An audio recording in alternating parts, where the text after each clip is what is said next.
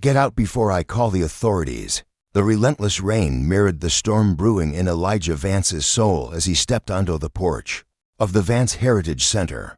A beacon of community he had poured his family's legacy into for generations.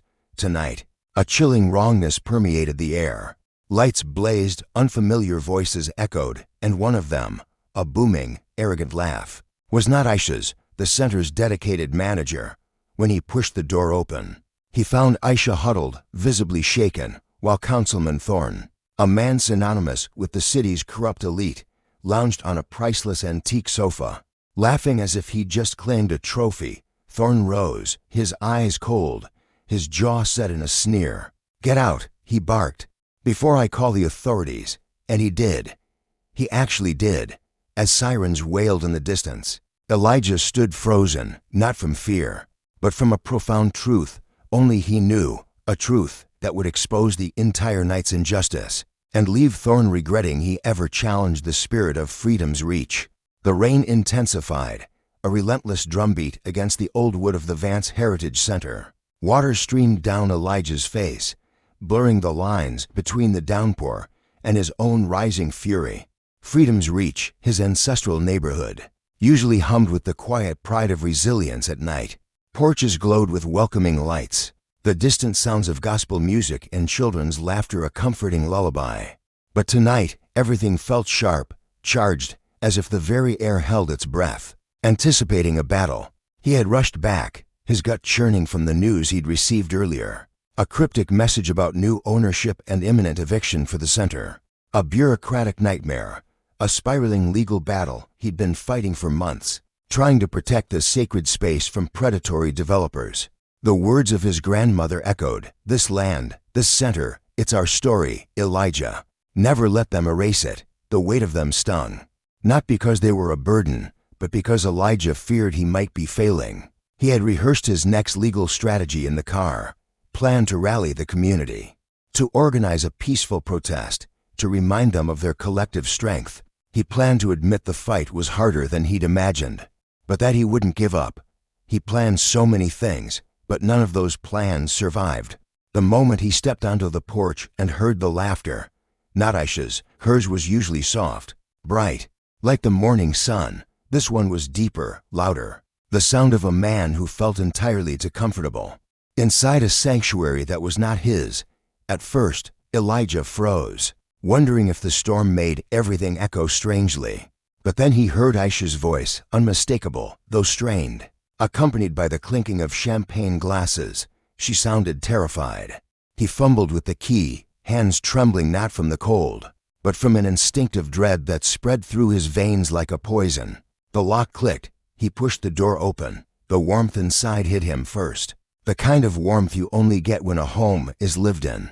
Cherished at that exact moment, not simply existing empty while waiting for someone to return. The lighting was opulent, garish loud. Celebratory pop music blared from the state-of-the-art speakers he and Aisha had installed for community events. A jazz playlist she hated, Elijah loved, which meant someone else had turned it on. When he stepped into the main hall, it felt like stepping onto a stage built to dismantle his world. Aisha sat on the antique sofa, the very one his great-grandmother had donated, her body language stiff, her hands clasped tightly in her lap.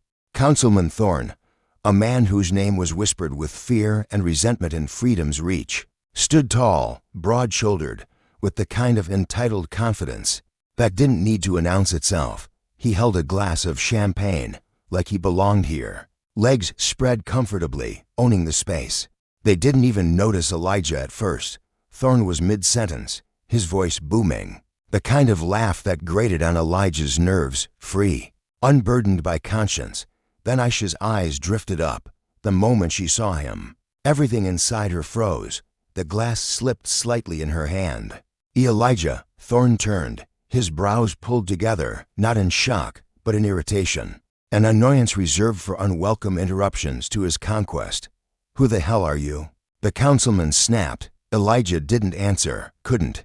The world around him had gone muffled, thick, like sound underwater. His gaze drifted from Aisha's pale face to the open bottles of expensive champagne on the antique table. to the stack of official-looking documents clutched in Thorne's hand, to the smug smirk on Thorne's face. It didn't take much to understand the picture. It didn't take any effort at all. Aisha stood abruptly, her voice strained. "Elijah, why are you? You weren't supposed to be here until tomorrow. Not I can explain. Not this isn't what you think. Simply, you weren't supposed to be here." Elijah felt something primal twist inside him. A pull between heartbreak for his community and disbelief at the audacity. The version of Aisha he knew, strong, principled, a fierce protector of the center, felt like a ghost now, flickering and distant, while this new version stood right in front of him. Panicked, not because she'd betrayed him, but because she'd been caught in a web of intimidation. Thorne stepped forward. "All right, I'm going to ask you one more time," he said, tone turning sharper, colder. "Who are you?" Elijah's lips parted, but no sound came. Aisha's breath hitched. "Councilman Thorne. Wait, Thorne." So this was Thorne. The name he'd heard whispered in hushed tones, now standing brazenly in the heart of his family's legacy. Thorne squared his shoulders. "You need to leave right now. This property doesn't belong to you." Something flickered in Elijah's eyes, shock, then confusion, then a slow, stunned realization. Thorne wasn't just confident. He was certain this place was his territory, certain Elijah had no claim here. Elijah glanced at Aisha. She didn't deny it. She didn't correct Thorne. She didn't even look at Elijah with remorse, only terror. That the community's fight was spiraling beyond her control. Thorne pulled out his phone. "That's it. I'm calling the authorities." Elijah watched him dial, each beep a hammer blow against the silence. "Yes, I'd like to report an unlawful occupation," Mr. Thorne declared, eyes gleaming with a predatory satisfaction, fixed on Elijah. "He's trespassing on my property. He's a threat to order." Threatening. Elijah hadn't moved an inch. He stood as still as the ancestral portraits that once graced these walls. Portraits now conspicuously absent. A hollow ache, heavy and overwhelming, spread through his chest. He had suspected this for weeks. He had sensed the threads of injustice tightening, but never, not in his darkest imaginings, had he pictured standing in this sacred space, while a man who sought to erase history called the authorities on him. Eleanor stepped closer to Mr. Thorne, seeking refuge behind his imposing figure, as if Mr. Thorne were her shield and Elijah, the very keeper of this legacy, a stranger. "Please, hurry," Mr. Thorne pressed. "We need immediate intervention." The operator must have offered reassurance, for Mr. Thorne ended the call, a smirk twisting his lips. "Your time here is over." He sneered at Elijah. "This land isn't yours. You have no right to occupy what belongs to another." Elijah let out a breath, slow, shaky, but his expression didn't collapse the way Mr. Thorne seemed to expect. Instead, something ancient and unyielding steadied inside him. A quiet, dangerous calm. He looked around the room, at the hand-carved heirlooms he had restored, the community archives he had meticulously curated, the very soul he had poured into this sanctuary. Then he met Mr. Thorne's venomous glare, and the faintest, almost imperceptible smile touched the corner of Elijah's mouth. Not joy, not triumph, just inevitability. Eleanor whispered sharply, "Elijah, why are you smiling?" But he didn't answer. Outside, the subtle rise of sirens grew louder. Approaching fast, neighbors, drawn by the commotion, peeked through blinds. Porch lights flicked on. The whole street seemed to awaken. Mr. Thorne straightened, confident victory radiating from him. "Good," he muttered. "Let them drag you out." But Elijah kept smiling, a small, haunting smile that made Mr. Thorne blink, unsettled despite himself, because Elijah knew something. Something neither of them had bothered to learn. Something that would flip the coming minutes upside down and leave both of them choking on their arrogance. This wasn't their property. It never had been. And the moment the police stepped through that door, the truth, meticulously documented, would land like a hammer blow. He exhaled once more, quietly, letting the storm outside match the one inside him. They really, he murmured under his breath, have no idea, for most of their shared journey. Elijah Cole had believed he and Eleanor were building something enduring, not because they were perfect, far from it, but because their imperfections had once woven them closer, each thread a promise, we'll figure it out, together, at least. That was how Elijah remembered it. He clung to those early memories now, as if revisiting the beginning might help him understand how this ending, this betrayal of a legacy, had taken shape without him noticing. Back then, their life had been small but warm. They lived in a modest apartment, above a community bakery that filled the air with the smell of fresh bread every morning. Elijah would wake to that smell, roll over and find Eleanor still asleep beside him, her hair a messy halo on the pillow. She used to laugh in her sleep, tiny giggles that bubbled out when she dreamed. Elijah would watch her, the early sunlight slipping through the blinds, and think he was the luckiest man alive. They didn't have much then. Elijah was a junior community organizer, working unpredictable hours, often coming home with hands smudged from protest signs and strategies running in loops through his head. Eleanor worked in public relations, bright, fast-talking, always chasing the next opportunity. Like a spark that refused to settle, she brought energy into their small space, filling it with color, with plans, with constant chatter about the future. On Fridays, they'd buy cheap takeout and sit on the floor. Because the apartment didn't have a proper dining table yet, they'd talk about things that felt impossibly distant. A community center, a safe space for their people, a life where they didn't have to check their bank account before funding a vital program, the version of reality where everything finally fell into place for their community. It took time, sacrifice, and an exhaustion Elijah rarely allowed himself to acknowledge. But he eventually rose in his activism, more responsibility, more grants secured, more nights spent staring at legal documents.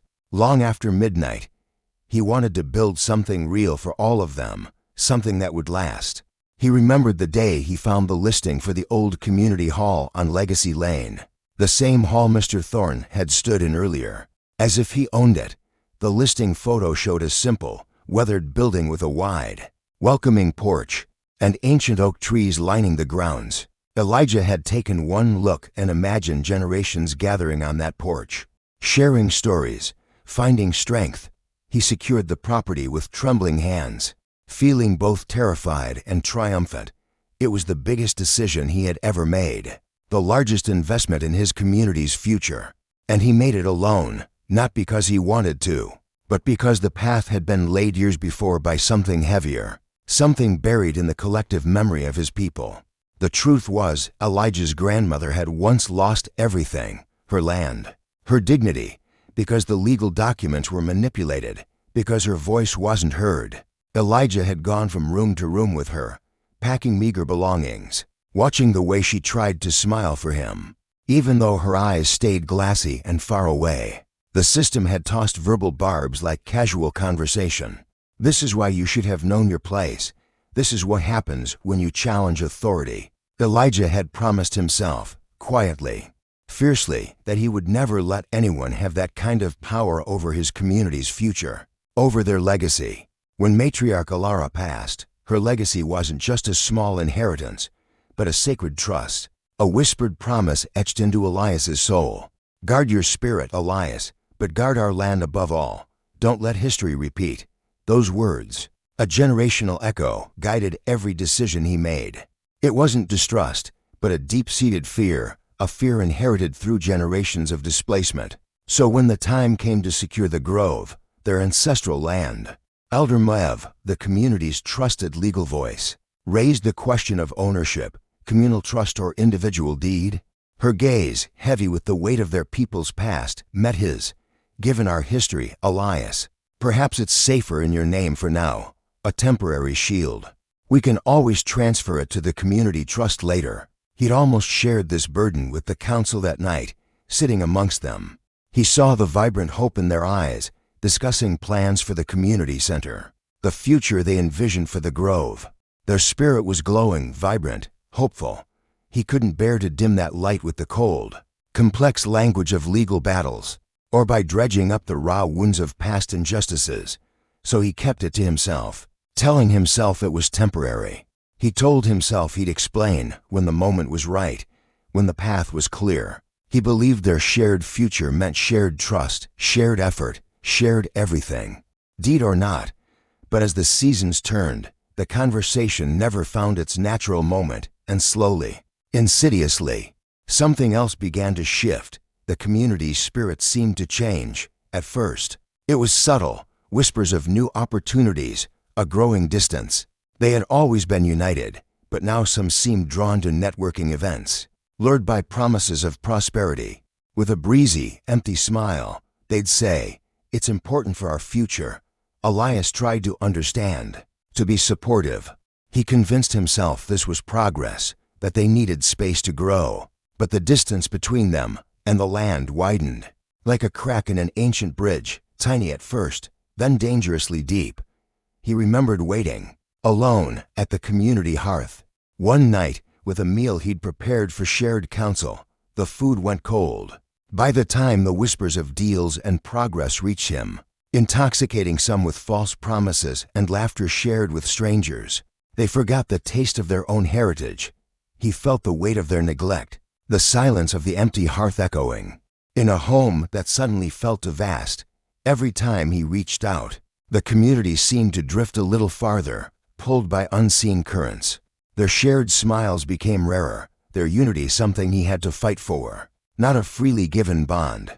And somewhere along the way, Elias noticed moments that didn't fit the sacred life they had built on the grove. Whispers of secret meetings, the slick scent of corporate ambition clinging to the air. A shift in how some looked at him, not with shared purpose, but with impatience, as if he and the grove were obstacles to navigate around. He kept asking himself the same silent question. When did they stop seeing us? But the truth was harsher. They hadn't just stopped seeing him. They had started seeing another way, a path paved by Mr. Thorne and his syndicate. The memories of who they once were became painful, jagged things, too sharp to hold, yet too significant to discard. Elias clung to them like the last planks of a sinking ship, hoping they could keep him afloat long enough to understand where their collective spirit had gone so wrong. Yet, in all his reflection, he never once imagined that the entity they embraced would not only invade the most sacred parts of their heritage, but would also stand inside the grove, the land he protected, the home he built, the legacy he bled for, and declare it wasn't theirs. And even in those early, uneasy days when the community began to slip away, Elias never could have predicted the storm that was coming, the betrayal, the lies, the calculated cruelty wrapped in corporate charm. The fact that the force tearing their world apart wasn't just a distant corporation, but a man, Mr. Thorne, arrogant enough to believe he could erase Elias, erase their history entirely. The man who called the authorities, the man who thought he owned the grove, the man who had no idea what was truly written in the very foundation of those ancient lands. Inside Elias, something quiet but undeniably powerful began to awaken, the early seed of clarity, forming long before he understood its full, profound meaning. Their unity wasn't just breaking, it had been fracturing for a long time. He just hadn't seen it, because he was trying so desperately to hold together every fragile piece of their shared dream. And the grove, their ancestral home, that was supposed to be the enduring symbol of their future, was about to become the battleground where the truth would finally demand to be seen. In the weeks leading up to the night everything unraveled, Elias had begun to notice the kind of details most people overlook, the quiet, creeping signs that something sacred was slipping from their grasp. It started with the community's late-night meetings. At first, Elias didn't question them. Their people had always been dedicated to their survival, to finding new ways to thrive.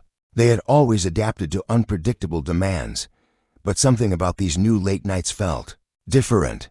They weren't frantic or stressful, the way real community emergencies usually were. They felt curated, almost practiced. Mr. Thorne's agents would leave the grove hours after sunset, smelling faintly of champagne and empty promises, instead of the honest sweat of labor. During these late negotiations, they'd toss their slick brochures onto the counter and head straight for their cars. Ignoring Elias's attempts to ask about the community's true needs, their answers were shorter, their tone sharper, their whole presence seemed tuned to a frequency that Elias was no longer allowed to hear. The shift was subtle, but relentless. One night, as Elias waited by the ancestral fire, With a shared meal he'd prepared, now cold, he watched the shadows deepen past midnight. The grove was silent, except for the distant hum of Thorn Industries machinery, a sound he'd never truly noticed until loneliness magnified its sinister presence. When the dawn finally broke at 5 a.m., Anya stumbled in, eyes heavy, hair wine-tangled, and cheeks flushed in a way that didn't match exhaustion. She didn't see the council's true intent at first. She was too busy kicking off her worn boots and muttering under her breath about how much progress the community meeting had made. Then she looked up and froze. "Oh, you're still pushing for that, Ms. Sharma?" Councilman Thorne's voice echoed in her mind. He tried to smile, tried to keep his voice steady as he said, "We've considered your proposal." But before he could finish, she waved off the sentence. "Don't make this a formality, Councilman. I told you our people need this." She hadn't told him everything. She used to tell him everything, even the tiny details about her community's struggles, or their hopes that had once made her feel like she was part of a shared vision. Now she felt like an accessory to their agenda, something they could ignore until it became inconvenient. Anya said nothing as he brushed past her, but when he leaned into the microphone for the press, he whispered a name she had never heard before. The whisper wasn't clear, blurred by the cameras and applause, but there was no mistaking it. The Legacy Project.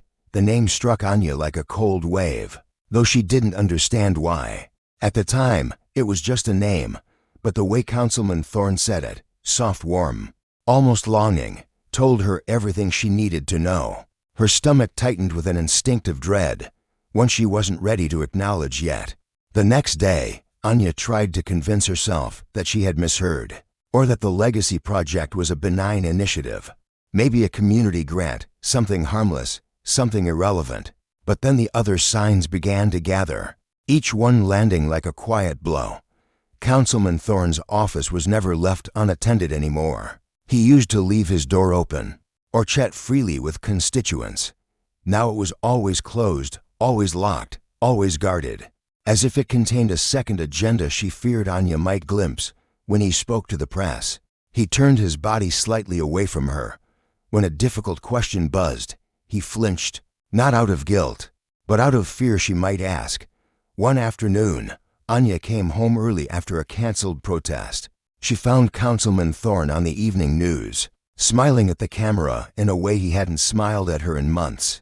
Not the polite smiles he gave her now, but the unguarded kind. The kind that lit up his whole face with self-satisfaction.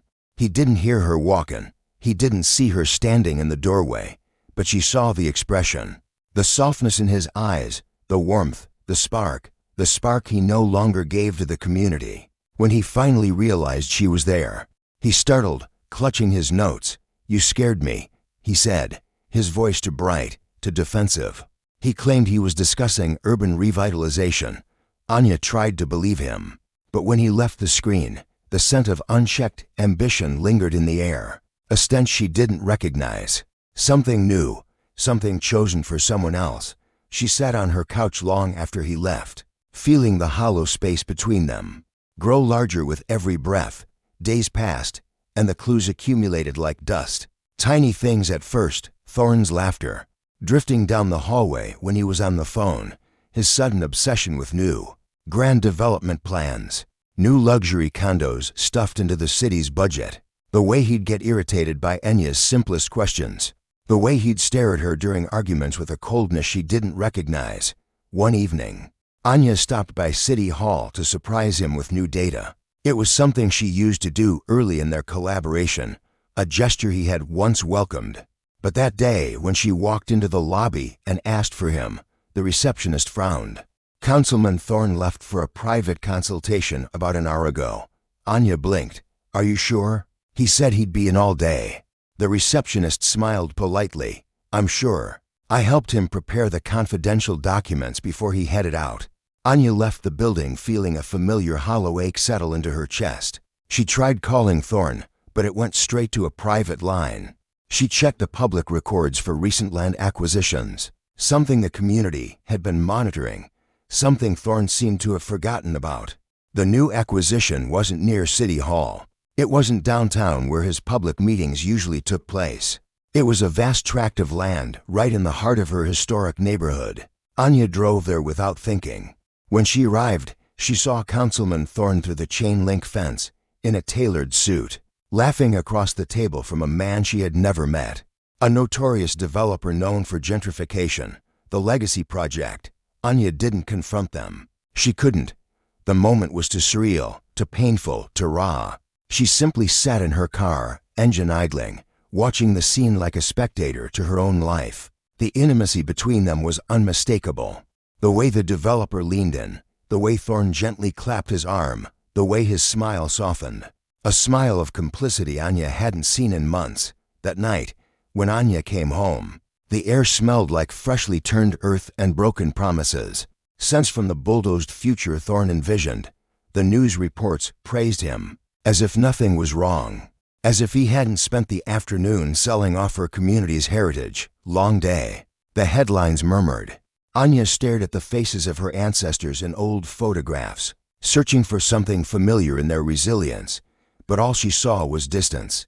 A chasm of deceit she didn't know how to cross. She lay awake that night, listening to the silence of her home beside her. Each breath felt like a reminder that the system was there, physically, but its soul, its commitment to justice, was gone. It seemed to be drifting farther and farther away. But Anya knew one thing. She would not let it drift alone. She would fight. He didn't know how to voice the growing dread without shattering the fragile illusion of progress that held their community's hope together. He remembered the fervent whispers of elders, sharing dreams of a future where their children could thrive, where their heritage was honored, where justice wasn't a distant star. He recalled the impassioned speeches, the collective vision of a world where equality wasn't just a word, but a lived reality they were building, brick by painful brick. That future, once a tangible promise, now felt like a fading echo, a story whispered by ghosts of a past that never quite arrived.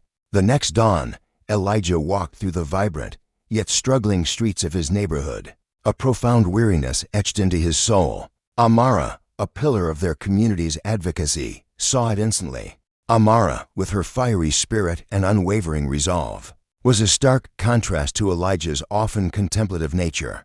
Yet their hearts beat with the same rhythm. "Elijah," she said, her voice a gentle challenge, "you carry the weight of the world on your shoulders. What's truly burdening you?" Elijah hesitated, the words catching in his throat. "Just the usual fight, Amara. It's been a long week." Amara studied him, her gaze piercing through his facade. Then she sighed, a sound heavy with shared experience. "You know, Elijah, long week is often code for the system is crushing my spirit, and I don't want to admit it out loud. But if that's the case, you can talk to me, or don't. But don't let the fire die alone." Elijah appreciated the offer, the warmth of her solidarity, but the words wouldn't come. He wasn't ready to articulate the creeping despair. Saying it meant admitting something unbearable, that the fight might be unwinnable. Amara didn't press. She placed a hand on his shoulder, a silent promise, and walked away. But the seed of doubt, the gnawing suspicion that something far more sinister was at play, had already taken root. Elijah tried to distract himself that day, diving into community reports and policy documents. He worked until his eyes ached, yet no matter how hard he pushed, the same questions circled in his mind. How long have they been systematically eroding our foundations? He didn't want to investigate, didn't want proof, didn't want his deepest fears about institutional racism confirmed. But wanting didn't matter anymore, because every sign pointed to a truth he could no longer escape. Every instinct whispered the same thing. Every moment of silence from the city council felt like the aftermath of a betrayal he had yet to fully comprehend. And deep down, beneath the denial and the fear, Elijah knew something in their struggle had cracked. Something was rotting beneath the surface, a deliberate injustice slowly, quietly, inevitably coming for them. He just didn't know yet how deep the systemic betrayal ran. But he would soon. Elijah didn't become the kind of man who gave in to cynicism, or who saw enemies in every shadow. He hated the idea of suspicion, hated what it did to people, turning them into versions of themselves they didn't recognize, consumed by bitterness. So when the unease took root inside him, he didn't immediately accuse the city officials or weaponize his fear. He turned inward, the way he always did, searching for some flaw in their collective approach, some blind spot in their advocacy that could explain why their community was slipping through the cracks. For days he tried to convince himself that everything was normal, or at least salvageable. But the kind of distance that had grown between the city's promises and their community's reality wasn't something you could ignore. It pressed into every corner of their lives, into every interaction, into the quiet moments that had once felt familiar, but now felt foreign, tainted by unspoken injustice. One Tuesday morning, Elijah came downstairs to find a newly printed city zoning map on the community center's table. It was too elaborate, too carefully ranged.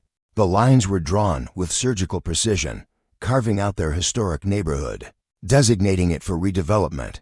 He'd never seen such a blatant disregard for their cultural heritage. Not once in decades of activism. "Who's this for?" he asked gently, his voice barely a whisper. Amara, who was reviewing it, startled, then gave a brittle smile. "Oh, just another urban renewal plan. They're calling it progress." She met none of the criteria for someone who believed in such progress. As she pointed out the devastating implications, Elijah noticed a small, official-looking document tucked beneath the map. Inside was a confidential memo, detailing incentives for developers he'd never seen. He didn't ask, not because he trusted the city, but because he was afraid of the answer. As the days went by, the signs multiplied. Emails popped up on a council member's laptop screen during a public meeting. When they forgot to close it, subject lines vague but suggestive. Project Phoenix, Phase 2 approved, next steps at the private club. Door code is the same. They'd slam the laptop shut, plaster on a smile, and laughed loudly at nothing. Elijah watched their actions, not their explanations. They rarely matched. He found discarded blueprints in the recycling bin, from construction firms he'd never heard of, firms far too expensive for public works projects. One evening, as he reviewed public records, a leaked internal memo from the mayor's office fell out of a stack of documents. It detailed a strategy to encourage relocation of their community. He snatched it from the floor before anyone else could see. "It's just a draft, a hypothetical." The city clerk stammered, eyes wide. Elijah stared at her, his throat burning with something he refused to call despair. "They gave you a plan to displace us." She blinked, irritation flashing. "These things are complex. Elijah, you wouldn't understand." And she walked away. It wasn't just secrets anymore. It was contempt, the slow unraveling of respect, the sharp edges of someone preparing to justify their betrayal. One night, Elijah found himself sitting on the edge of his bed, long after the city lights had dimmed. The weight of the injustice felt much larger than the room itself. He remembered when their community had rallied, united against past threats, their voices a symphony of defiance. Now, a chilling silence seemed to fall. He looked at the faded photographs of his ancestors, their eyes holding stories of resilience, and felt the truth forming, unspoken but inescapable. They were under attack. Or maybe the attack had been underway long before he fully noticed. Still, he needed clarity. Not accusations, not rage. Just clarity. He began paying attention, not to what they said in public, but to what they did behind closed doors. When city officials claimed they were working for the public good, he checked their private meeting schedules. Sometimes they were at City Hall. Other times they were across town, parked near exclusive, members-only clubs that didn't match their public stories. One evening, a city council member's car was spotted at a luxurious high-rise development, the same brand as the confidential memo he'd seen earlier. The pieces were falling into place. The truth, cold and hard, was beginning to emerge from the shadows. This wasn't just neglect. This was a calculated, systemic assault on their very existence. He didn't go there. He couldn't. Something deep within him clung to the fragile hope that if he didn't witness it with his own eyes, he could delay the inevitable, delay the crushing truth. But delay was a luxury the community could no longer afford. One afternoon, Elijah received an urgent, anonymous tip. He rarely got such direct warnings, his work often a slow, meticulous unraveling of injustice. But this day, a hidden source confirmed his deepest fears. He decided, with a heavy heart, to use this unexpected information to confront the looming threat, to find the truth that whispered in the shadows. When he arrived at the Freedom Center, the historic heart of their community, it was eerily silent. The ancient oak door, usually ajar, was firmly shut. A strange detail caught his eye, the discreet security camera above the entrance. A silent guardian he had installed was dark. He checked the panel, system disabled. He checked the main hall camera, disabled. He checked the archives camera, disabled. Most community members didn't know the intricate details of the system Elijah had painstakingly set up. The only way to disable it was with a master override code. A code only a select few possessed. Sweat pricked across Elijah's skin. He dialed into the secure cloud archive. The one he'd established years ago. The one that couldn't be tampered with without physically dismantling the entire network. The footage streamed, grainy but chillingly clear. 11:14 a.m. The side entrance, usually locked, opened. Councilwoman Jenkins walked in. Mr. Sterling followed. Elijah had never seen Sterling in person before that moment, but everything about him instantly filled the frame with a palpable sense of threat. The arrogant confidence, the ease with which he entered their sacred space, the way he tossed his expensive briefcase onto a historic display case, as if it belonged there. Jenkins greeted him with a smile, not hesitant, not guilty, but familiar, practiced. Elijah watched, a cold dread settling in his gut. The camera angle caught just enough to tell the story. Sterling ran a dismissive hand over a framed photograph of the center's founders, chuckling as he removed it. The faces of their ancestors, pioneers of their freedom, now held upside down. He made a comment Elijah couldn't hear, then set it face down on the table. Elijah felt something tighten inside him, something ancient and protective. He kept watching. Sterling walked round the Freedom Center, like he was evaluating it for demolition. He opened cabinets. He peered into the community office. He moved precious artifacts. He talked to Jenkins, like someone planning a future inside walls that weren't theirs. When the audio fed in, Elijah heard Sterling's laugh. Arrogant, confident. You really think they'll put up a fight for this old building? It's practically falling apart. Jenkins laughed quietly. They'll have no legal standing. The paperwork is airtight. Once the redevelopment is approved, it's ours. Elijah's jaw clenched. Sterling responded, perfect, once it sells.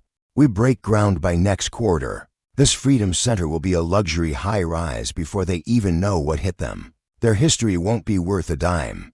Elijah stopped the footage. He didn't want to hear more. He didn't want to witness the dismantling of everything his people had built.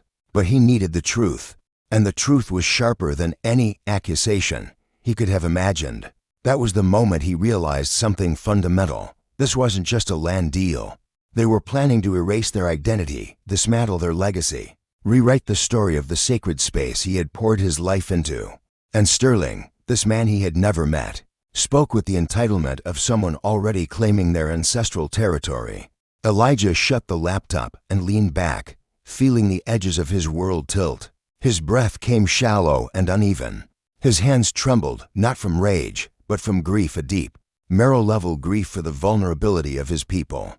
He wanted to scream. He wanted to confront them. He wanted to believe he could fix what had been broken. But something inside him whispered that the time for quiet diplomacy had long passed. Elijah didn't tell the community what he knew immediately. He didn't confront Jenkins that evening. When she made a public appearance, smiling broadly, speaking of progress and unity, she walked past him with a faint smile that felt like pity. He didn't respond. Instead, he began documenting everything, quietly, precisely, methodically. One night, he sat across from his trusted confidant, Sister May, at a quiet corner of the center, nursing a cup of herbal tea he barely tasted. I think something's going on, Elijah admitted, the words feeling foreign in his mouth. Sister May's expression softened with concern. What happened, son? Just signs. Elijah murmured, a lot of signs. Sister May leaned in, her eyes wise and ancient. If there's one thing I know, Elijah, signs don't lie. People do. Those words lingered. Elijah went home with a new clarity, not the kind that made betrayal easier, but the kind that made the fight unavoidable. For the first time, He allowed himself to imagine a truth he had been running from. Their heritage wasn't just threatened, it was already under siege. He just hadn't accepted it yet. And somewhere out there, a man named Sterling was already acting like he owned the life Elijah's ancestors had built. But the one thing neither Sterling nor Jenkins knew, the thing that would change everything, was that the foundation of this freedom center had been laid by the unwavering spirit of a people. And that foundation held a secret, a power neither of them saw coming. The names Sterling and Jenkins settled into Elijah's mind. Like a weight he couldn't dislodge, they replayed in his thoughts during community meetings, lingered at the edge of his awareness. When he tried to sleep, echoed in the gaps between conversations at work. These names didn't just represent individuals. They represented everything that was unraveling in his community's struggle for justice. And now that Elijah had seen the footage, had watched the casual disregard for their history unfold inside their own sacred space, the names felt like a bruise he couldn't stop pressing. He needed to know who Sterling was, not out of jealousy, but out of self-preservation, out of the aching need to understand. The kind of system that allowed someone to step so boldly into someone else's life and treat it like his own. Late one evening, Elijah sat alone at the main table in the Freedom Center, the same table where generations had planned protests, shared meals, and dreamed of a better future, laughing about the faded blueprints and the endless nights spent building. The center felt like a sacred trust from a different era. The glow from his laptop cast long, determined shadows on the walls as he typed Senator Thorne into the search bar. The results populated instantly. Photos, profiles, articles. Thorne wasn't just a politician, he was an institution. A name whispered with reverence and fear in the halls of power. A man with a meticulously crafted public image, full of accolades and influence. Tall, impeccably dressed, charismatic, the kind of man who thrived in an arena built on perception and control. Elijah clicked on a social media photo. Thorne stood beside a gleaming new development, a drink in hand, smiling in a way that suggested he had never known a moment of doubt. The caption read, "Another strategic acquisition, building a brighter future." Elijah felt a cold dread settle deep within him. A man like Senator Thorne didn't just stumble into personal affairs. He calculated, he pursued, he strategized. And if the footage was any indication, Thorne wasn't just interested in Vivian, he was interested in the legacy attached to her. The legacy Elijah had built. That night, Elijah went through the camera footage again. Slow motion, pausing when Thorne walked into the Freedom Center for the first time. The way he assessed the main hall, eyes scanning the murals, the library, the community kitchen. It wasn't the gaze of a visitor. It was the gaze of a man, mentally rezoning the space, rebranding it for his own agenda. A moment from the footage stood out. Thorne lifting a framed photograph from the mantel. The picture was from the center's opening day, 5 years ago. Elijah and Vivian, standing proudly in front of the newly painted doors, the community cheering. Elijah remembered the day clearly. Vivian had insisted they capture the moment, saying the hope in the air was too beautiful to forget. She had pulled him forward, barefoot, laughing as the concrete warmed beneath their feet. Thorne looked at that photograph and scoffed, actually scoffed. Then he set it face down, muttering something that the microphone only partly caught. He looked so naive. No wonder she's ready for something substantial. Elijah's jaw tightened as the words replayed. Not because Thorne had insulted him, but because Vivian had allowed it. She didn't defend him. She didn't tell Thorne to stop. She just let it happen. Her silence, a betrayal more devastating than any spoken word. In the next clip, they talked about Elijah directly. Thorne, after the dissolution, "You'll get the land, right?" Vivian, "Of course. It's ours." Thorne, "Good. Once we redevelop, we'll have enough to start over, somewhere better than Elijah, better than the man who built this beacon. From the ground up." That moment was when something inside Elijah snapped, not violently, not physically, but quietly like a steel cable pulled to taut. The kind of snap you don't hear until everything that depends on that cable begins to crumble. He kept watching. In another clip, Thorne walked through the center's archives, rearranging files, opening cabinets. shaking his head at Elijah's meticulously organized historical records. "This has to go," he said casually, as though he were already planning a new, sanitized narrative.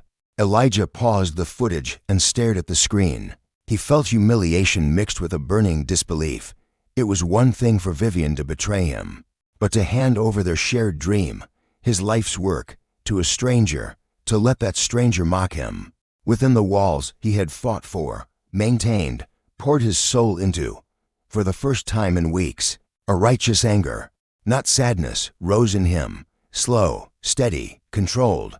But he didn't let the anger consume him. Instead, he let it clarify him. He needed evidence. He needed strategy. He needed control. And so, Elijah began documenting every detail. Meticulously, he saved the camera footage to multiple encrypted drives. He exported timestamp logs from the center's security system. He captured screenshots of Vivian's clandestine meetings, her lengthy phone calls with Thorne, her financial transactions that didn't match her public explanations. But the hardest evidence was an email he found by accident. Vivian had left her laptop open while she showered. A notification popped up on the screen. The preview read, "Thorne. He's predictable. Once we dismantle his influence, everything falls into place. Dismantle his influence. Push him out of his own legacy." The email thread was worse. Vivian had confided to Thorne that she was tired of carrying the burden of idealism and ready for a new chapter, one built on power, not principle. Thorne replied with encouragement. Manipulation disguised as partnership. Elijah closed the laptop with trembling hands. Everything was being built behind his back. A plan, a future, a narrative that didn't include him, that sought to erase him. What neither of them realized was simple. Devastatingly simple. The Freedom Center wasn't Vivian's to lose, and it certainly wasn't Thorne's to claim. The title, the original grants, the deed, every document tied to the property was in Elijah's name alone. Sole ownership. No shared equity. No legal claim for Vivian to take half of anything. It wasn't malicious. It wasn't deception. It was self-protection, rooted in the scars of a childhood spent fighting for every inch. But now, that protection was going to become the very thing that unraveled Vivian's and Thorne's strategy entirely. Still, Elijah wasn't ready to expose the truth. Not yet. If he confronted them prematurely, they'd twist the narrative, hide evidence, manipulate the situation. He needed them to reveal everything, to show their true intentions, to sink deeper into the belief that they could take what wasn't theirs. Only then would the truth hit with full, undeniable force. That was when Elijah made a decision that changed the course of everything. He wouldn't warn Vivian. He wouldn't argue with her. He wouldn't even hint that he knew anything. Instead, he'd let the truth sit quietly in his pocket, like a match waiting for oxygen. The more Elijah observed Victor, the more he understood the true nature of the man he was dealing with. Victor wasn't in love with Serena, not in any genuine, soul-deep way. He was intoxicated by power, by the thrill of conquest, by the audacious idea of stepping into another man's life with the unearned confidence of someone who believed consequences simply didn't apply to him. Men like Victor didn't anticipate resistance. Men like Victor didn't respect boundaries. Men like Victor only understood one thing, the cold, hard reality. When it finally collapsed on top of them, by the end of that week, Elijah felt a strange, profound calm, not numb, not broken, just clear. The betrayal was no longer a confusing fog or an abstract wound. It was real, documented, confirmed. And so was his plan. He began sleeping at the very edge of the bed, physically present, yet emotionally 1,000 miles away. Serena didn't seem to notice. She was too consumed, too busy texting Victor under the covers at night. Her screen glowed, illuminating her face like a portal to a fantasy she believed was waiting for her, a world built on stolen dreams. She didn't know that Elijah, lying inches away, was meticulously building a quiet, unshakable case. She didn't know he had spoken privately to a lawyer. She didn't know that the house, the very foundation she believed she would own half of, wasn't hers by any legal definition. She didn't know that every whispered lie, every deceitful text, was being recorded, stored, and prepared for a confrontation she never saw coming. Victor certainly didn't know. The footage made that painfully clear. In one chilling clip, Victor boasted, "Once he's gone, this place will be perfect. We'll redo the living room first. And that horrible office, total makeover." Elijah listened to him plan renovations for a home he had no legal right to touch, a legacy he sought to erase. He didn't cry, he didn't yell. He simply pressed save on the video file. The more Victor talked, the more he exposed himself. His insatiable greed, his towering arrogance, his complete, blinding ignorance of the truth. And with every revelation, Elijah's resolve deepened, hardening into steel. He wouldn't just protect himself. He would reclaim everything. His dignity, his future, his home. But first, he had to let the truth unfold in its own devastating time. And that time was approaching faster than either Serena or Victor could ever imagine. The storm hadn't arrived yet, but Elijah could feel it building. Slow, heavy, inevitable. And when it broke, none of them would walk away unchanged. The truth about the house, a truth Elijah had carefully tucked away for years. It didn't always feel like a secret. Sometimes it felt like a scar, a quiet one, hidden beneath layers of memory and dust. But a scar nonetheless. It had been born from pain, from the kind of childhood moment that imprints itself so deeply that even adulthood can't fully wash it away. Elijah had been 8 years old the day his mother packed their entire life into 3 battered suitcases. His father stood in the doorway of the home they'd shared, shouting insults that fell like debris, shattering their world. Elijah remembered standing beside his mother as she zipped up the final bag, her hands trembling as she whispered, "We'll be okay. Houses don't make families, sweetheart. People do." But when they stepped outside, forced to leave behind everything familiar because the house legally belonged to his father alone, Elijah felt something inside him fracture.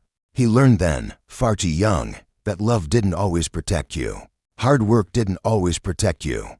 Even being a good person didn't guarantee safety. Paperwork did, ownership did. And when you didn't have that, they could take everything. Elijah carried that moment into adulthood, even if he rarely spoke of it. And when his mother passed away years later, her parting gift, a modest inheritance wrapped inside a letter, felt like a plea from a woman whose heart had been broken by the illusion of security. Don't build your life on someone else's promises. Build it on something real, something that's yours. Those words guided him. When he finally stood in front of the little White House on Heritage Row, signing the mortgage documents with trembling hands, it wasn't deception. It wasn't mistrust of Serena.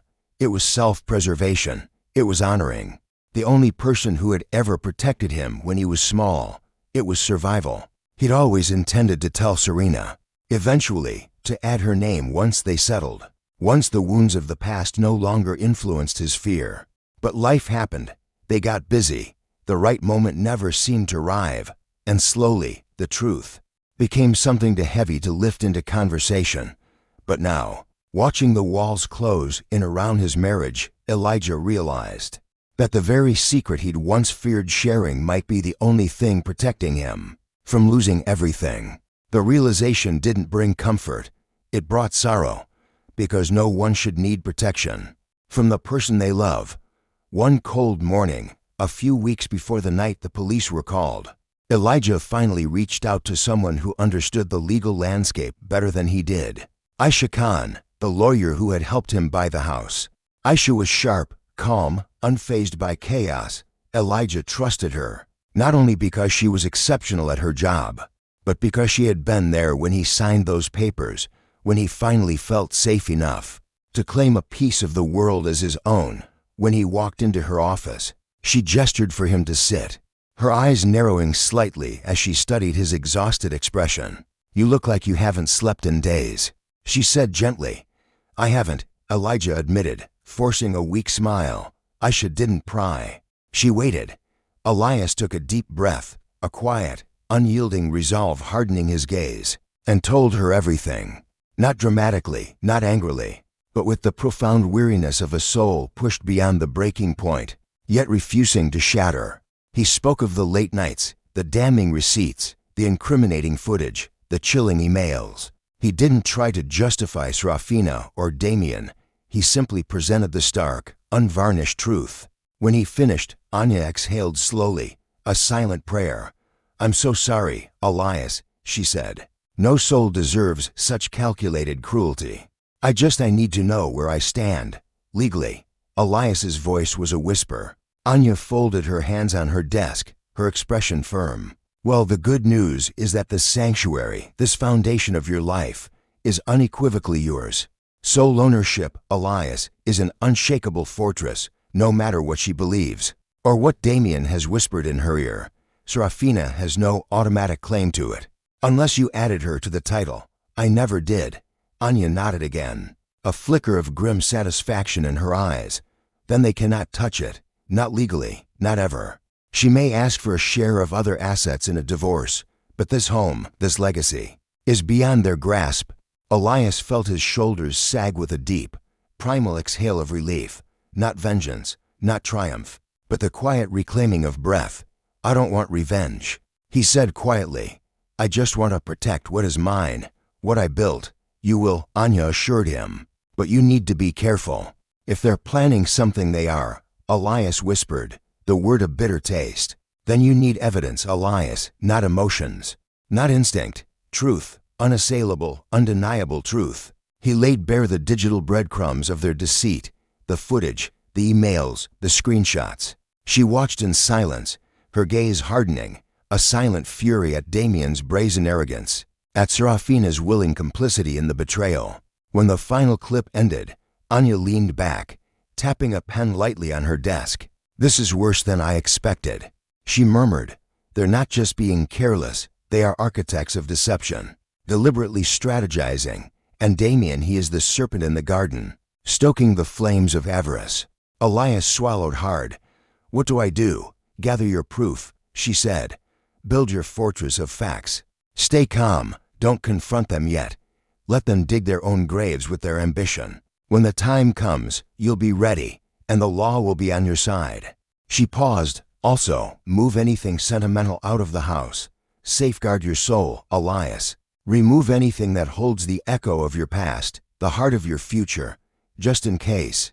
He nodded. The advice made chilling sense. Yet moving these precious items felt like a surreal dance, like preparing for a storm only he could see brewing on the horizon.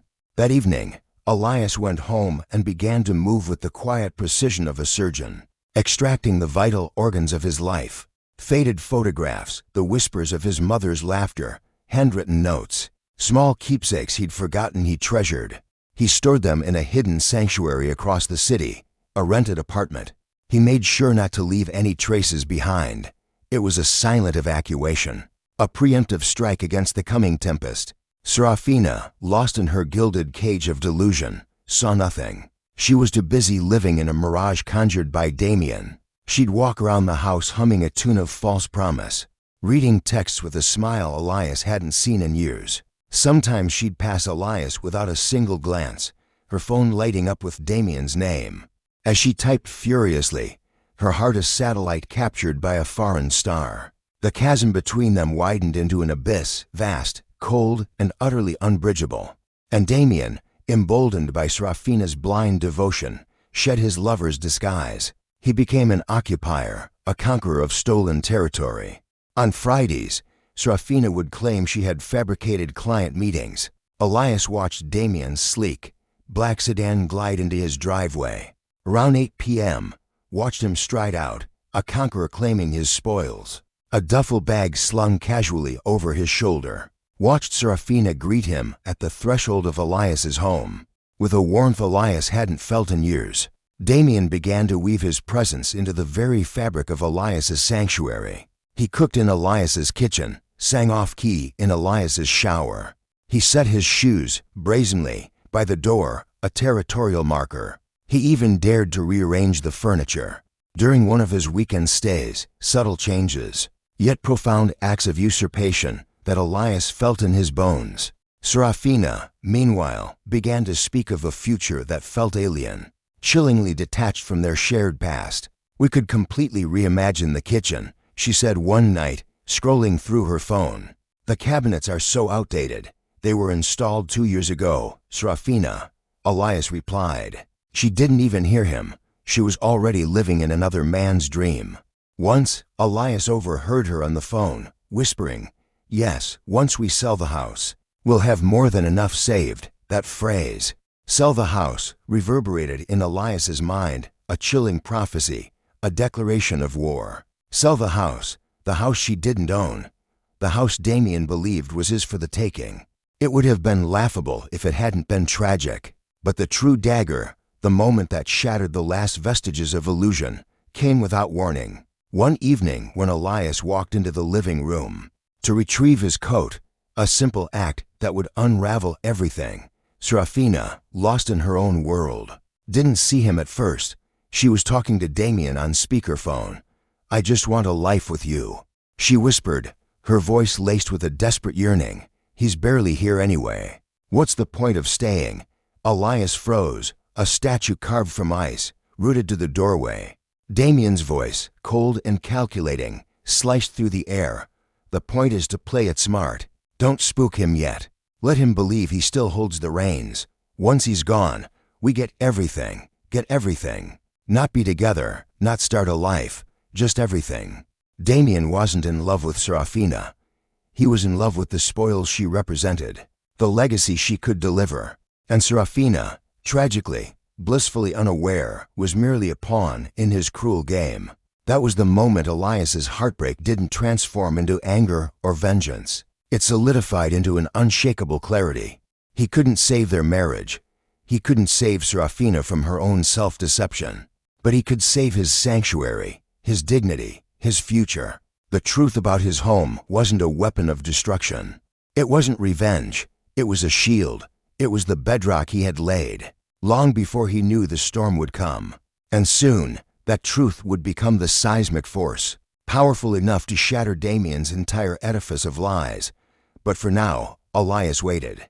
He collected, he preserved, he protected, he breathed. He had learned, in the crucible of past trials, the brutal cost of unpreparedness. This time, history would not repeat its cruel lesson. And Serafina, lost in her manufactured dream, and Damien, basking in his stolen glory, had no idea at all, how swiftly the ground beneath their feet was about to give way. It was somewhere between unearthing the cold, calculated documents and watching Mr. Sterling brazenly stake out the ancestral grounds of the haven, that everything inside Elijah shifted. It wasn't a sudden, fiery explosion. There was no slammed fist, no desperate cry into the night. Instead, the shift arrived quietly, like the final, undeniable piece of a dark prophecy falling into place. For the first time since this systemic assault began, Elijah stopped asking why. Why was their heritage devalued? Why did these outsiders intrude? Why was their community's very foundation being eroded so completely, so quietly? The why no longer mattered. Only the what now burned in his soul. He awoke one morning with a clarity he hadn't felt in weeks. The sun was just beginning to lift over the weathered walls of the haven, casting a pale, hopeful light. The insidious silence of the encroaching forces felt deceptively peaceful, as if the very ground beneath the haven wasn't being undermined. The architects of this injustice moved as though their actions were unchallenged, their whispers of profit echoing through the community like a silent threat. But as Elijah watched the sunrise fill the room, for the first time, he didn't feel crushed beneath the weight of it. Instead, he felt grounded. He wasn't the meek, easily exploited target Mr. Sterling assumed he was. He wasn't the naive community leader Director Thorne believed she could outmaneuver. He wasn't powerless. Mama Lena's words echoed in his mind, not in sorrow, but as a surge of ancestral strength. "Protect our legacy, son. Protect our sacred ground." Her calm counsel resonated beside it. "The truth is our shield, their greed, their undoing. Use it wisely." So Elijah began to prepare. He started visiting a hidden sanctuary, a small, unassuming space in the heart of the community. It was just a bare space, a desk, a few chairs, but it hummed with a sense of quiet purpose. It was small, but it was theirs, a sanctuary for truth. When he stepped inside, he didn't feel watched, judged, or threatened with replacement. He felt steady, connected to the unyielding spirit of his ancestors. Over the next few days, Elijah gathered, slowly, methodically, He collected nothing obvious, nothing that would alert Director Thorne or Mr. Sterling. Instead, he delved into forgotten archives, unearthed hidden deeds, and meticulously documented testimonies from elders. He transported sacred artifacts, ancestral photographs, and the community's oral histories, wrapped carefully in soft cloth. Each retrieved piece reminded him of who he was beneath the hurt, a survivor, a strategist, a guardian of his people's future. In public, he adopted a strategic facade, one that required precision and unwavering restraint. He appeared weary, resigned, almost defeated. Distracted, he met Director Thorne's clipped pronouncements with quiet, observant nods. He withdrew without becoming confrontational. He allowed them to believe their tactics were working, that the community was fracturing, that he was surrendering. It was agonizing, more painful than confronting them outright would have been. But Mama Lena's words were a mantra. Let them overplay their hand. Let their greed expose the rot at their core. And they did. The more resigned Elijah seemed, the bolder Director Thorne and Mr. Sterling became. On a Friday evening, Elijah lingered near the community office, just long enough to overhear Director Thorne's hushed conversation.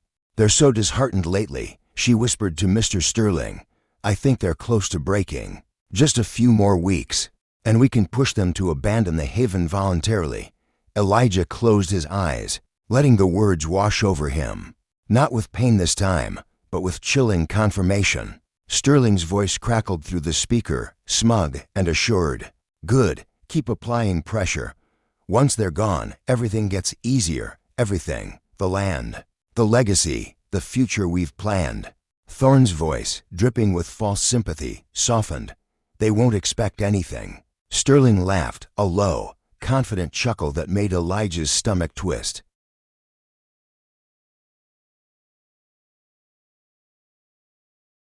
Suppressing the burning urge to react, Sterling thought he understood Elijah. He thought he knew the archetype of the dispossessed community well. The meek, broken-spirited people, too tired to fight back. He had no idea how profoundly wrong he was. Over the next week, Elijah deepened the act. He let himself appear vulnerable, resigned. Even when Director Thorne dismissed their community meetings as futile, he remained silent. When she belittled their history, he offered no argument. When they announced progress on their takeover plans, he nodded without pushing back. The more resigned he seemed, the more they dismissed the community's spirit, the more careless and arrogant they became. One Saturday morning, when Elijah returned from the sanctuary, disguised as a routine visit to the market, he found Mr. Sterling's corporate banner. Draped brazenly over the heaven's entrance, a demolition notice was tacked to the ancestral oak, a tree that had stood for generations. Sterling wasn't just planning anymore. He was occupying, staking his claim. The blatant violation struck Elijah cold, but his expression remained a mask of neutrality. Later that afternoon, when Director Thorne arrived, humming with a predatory satisfaction, Elijah offered a quiet nod. She barely acknowledged it. He recognized the cold, calculating detachment in her eyes, the same detachment that allowed them to see a vibrant community as mere real estate. The injustice stung, but the clarity of his purpose hardened his resolve. That weekend, Elijah sat in the sanctuary, reviewing the meticulously compiled evidence. Each document, each testimony, each recording was labeled, time-stamped, and saved in multiple secure locations. Mama Lena had emphasized redundancy. He reviewed Director Thorne and Mr. Sterling's actions again, not because he needed more proof, but because he needed to understand the depth of their disregard. Their shared smirks, their whispered plans of demolition, Sterling's arrogance, Thorne's ruthless ambition, a system lost in fantasies of progress, and individuals feeding off the power of dispossessing others. But the moment that sealed Elijah's determination came from a recording he hadn't fully processed before.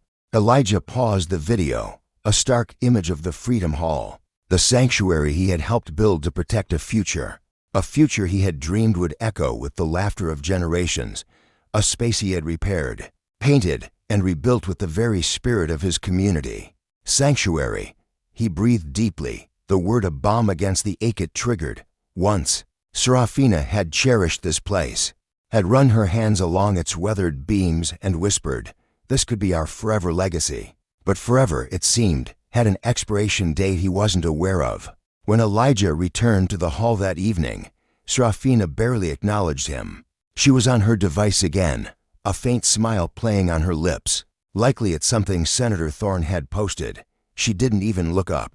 When he carefully placed the community's historical archives on the main table, later that night, when she retreated to her office, she turned away from him as she usually did. But for the first time, Elijah didn't feel hurt. He felt ready. He had spent weeks gathering evidence. He had spent years building stability. He had spent a lifetime learning how to protect his people from those who believed they could strip everything away. Now, it was time to prepare for the final stage. The confrontation would come, but it wouldn't be loud. It wouldn't be chaotic. It wouldn't be the dramatic, divisive spectacle Senator Thorne probably imagined. Instead, it would be decisive, legal, irrefutable. Before resting, Elijah drafted a simple message to Aisha. "I'm ready when you are." Her response came minutes later. "Good. Then let's proceed. But stay calm. Let them move first." He stared at the message for a long time. Let them move first. That was exactly what he intended to do. The next morning, Elijah made one final adjustment to his plan, something subtle but essential. While Serafina was in the archives, he walked into the main hall, poured himself a glass of water, and in a soft, tired voice said, "I don't know if we can keep up with the Freedom Hall anymore. It's getting to be too much." Serafina froze in the doorway. A flicker of something triumphant passed through her eyes. Maybe it's time to consider other options. She replied carefully, "Maybe the community would be happier under new management." Elijah nodded weakly, and with that single moment, the trap clicked into place. Serafina believed she had won. Senator Thorne believed his takeover was inevitable. But neither of them knew that Elijah was waiting, patient, steady, quiet. Like a storm forming on a horizon they weren't looking at, everything was falling into place, just not the way they thought. By the time autumn crept into Harmony Grove, Senator Thorne had begun treating the Freedom Hall as if it were a public asset he had acquired indefinitely without proper consent.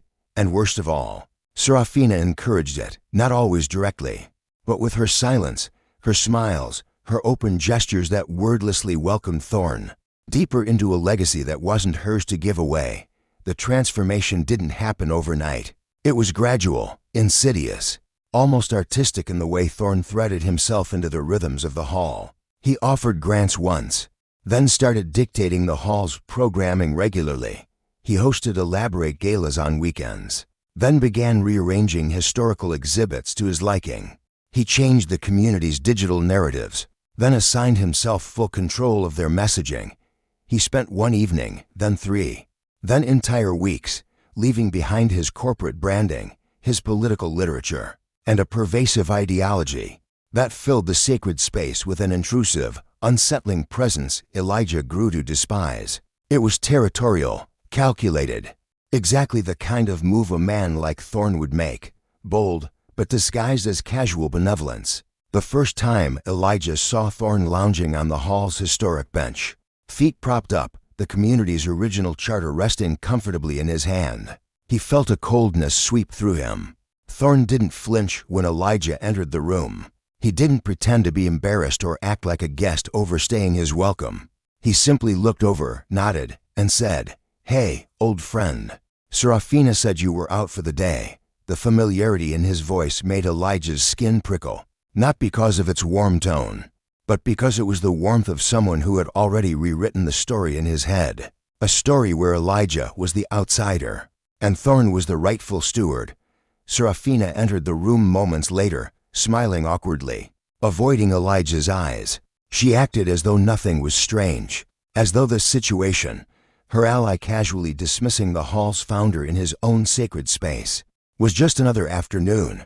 That afternoon, Elijah made a new choice. He would not react emotionally. Senator Thorne thrived on emotional chaos, on insecurity, on power imbalance. If Elijah lost control, Thorne would win. If Elijah remained steady, Thorne would reveal himself, and reveal himself he did. Over time, Thorne's behaviors grew more brazen. On a Saturday morning, Elijah discovered Thorne had removed to framed photographs Elijah and the community leaders, signing the hall's original deed, and another of the hall's founders with their ancestors, a symbol of their enduring legacy. He found both frames in the hall's discarded materials bin. Thorne had replaced them with a sleek, corporate-sponsored digital display.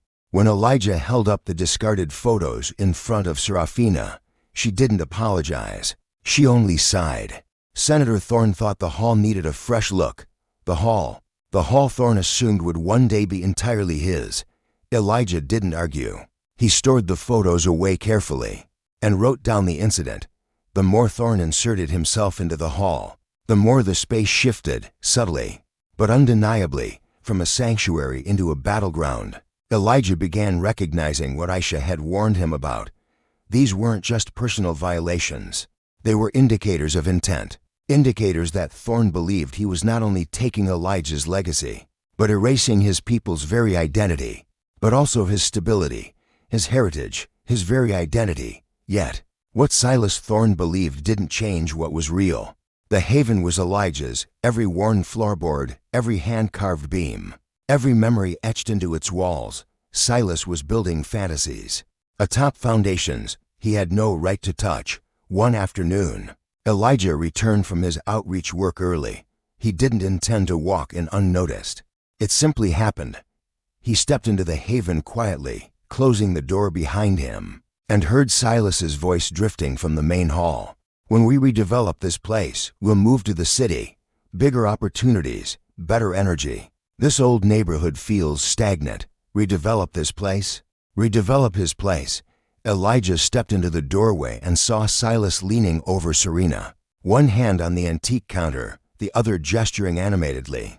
Serena nodded, enthralled, as though Silas were promising her a glittering new life carved from the very bones of their shared history. Neither noticed Elijah. Silas continued, "The market's ripe. We modernize it, take the profit, and boom. Fresh start." Serena laughed softly. "Won't Elijah fight it?" Silas dismissed the question with a dismissive wave. "Please.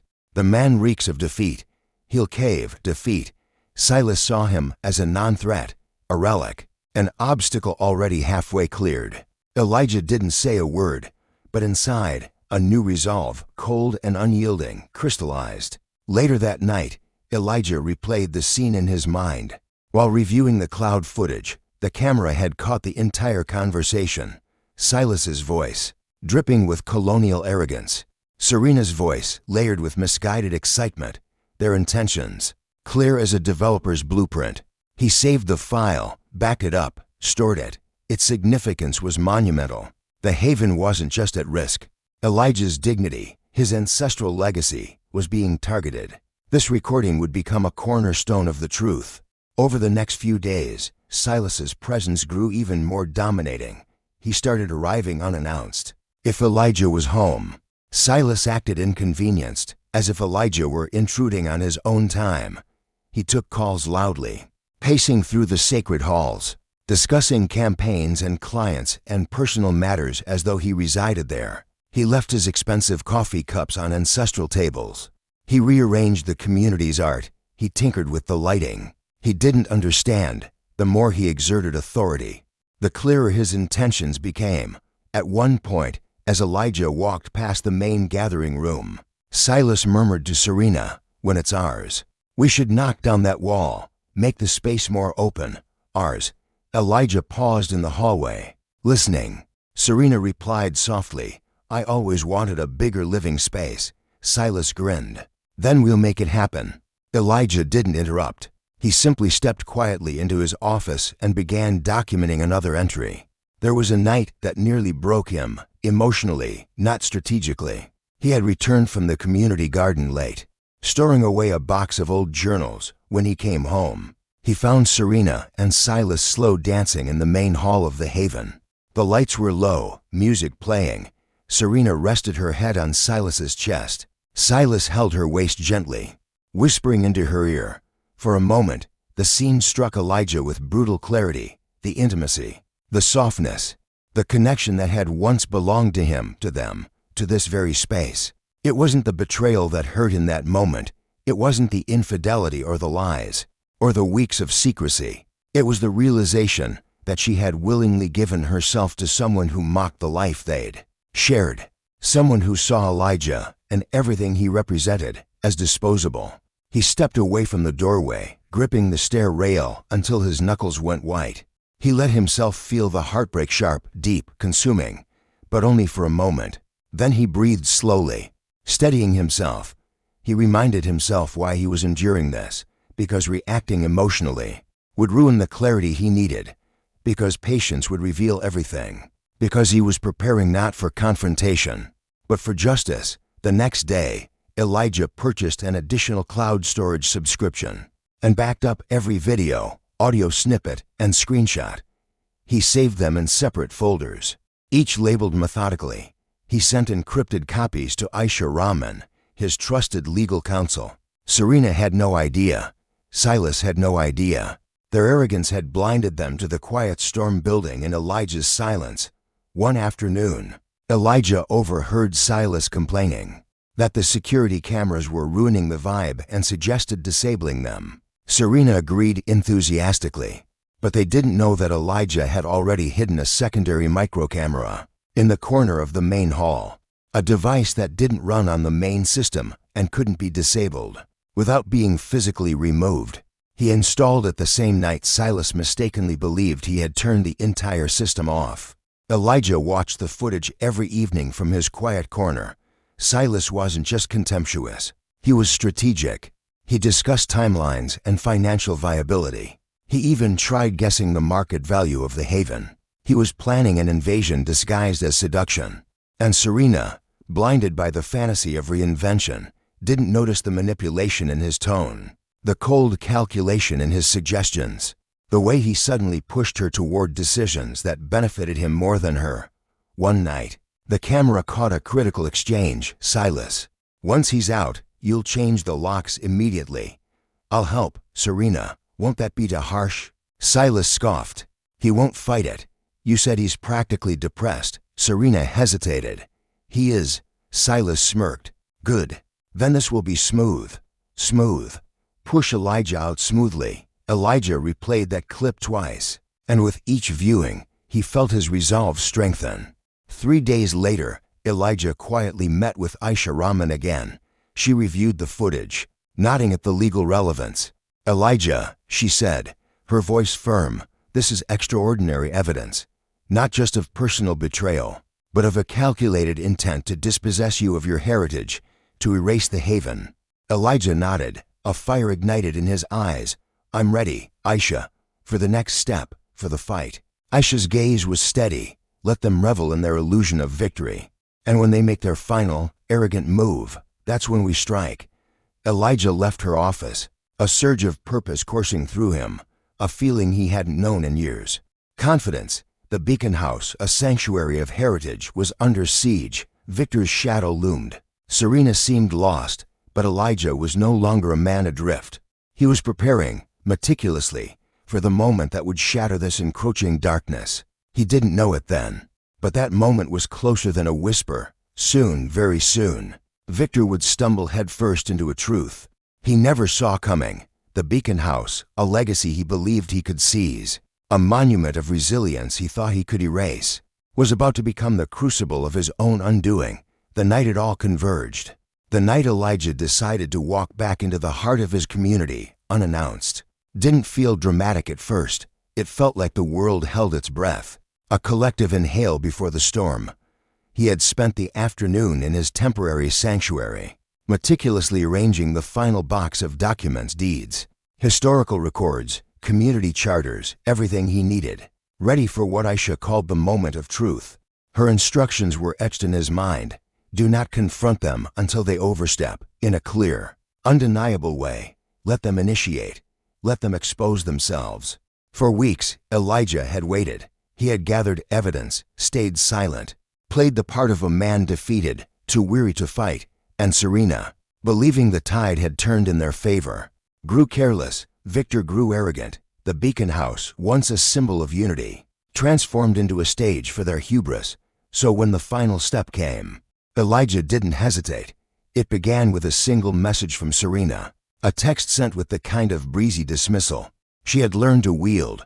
Late community meeting, don't wait up. He stared at the words, short, predictable, hollow, a lie as transparent as glass.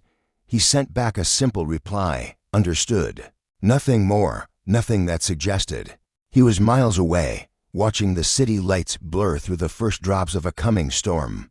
Nothing that hinted he already knew Victor's sleek vehicle was parked brazenly at the Beacon House. He waited 2 hours, enough time for Victor to settle in. Enough time for Serena to let her guard down. Enough time for their charade to unfold naturally.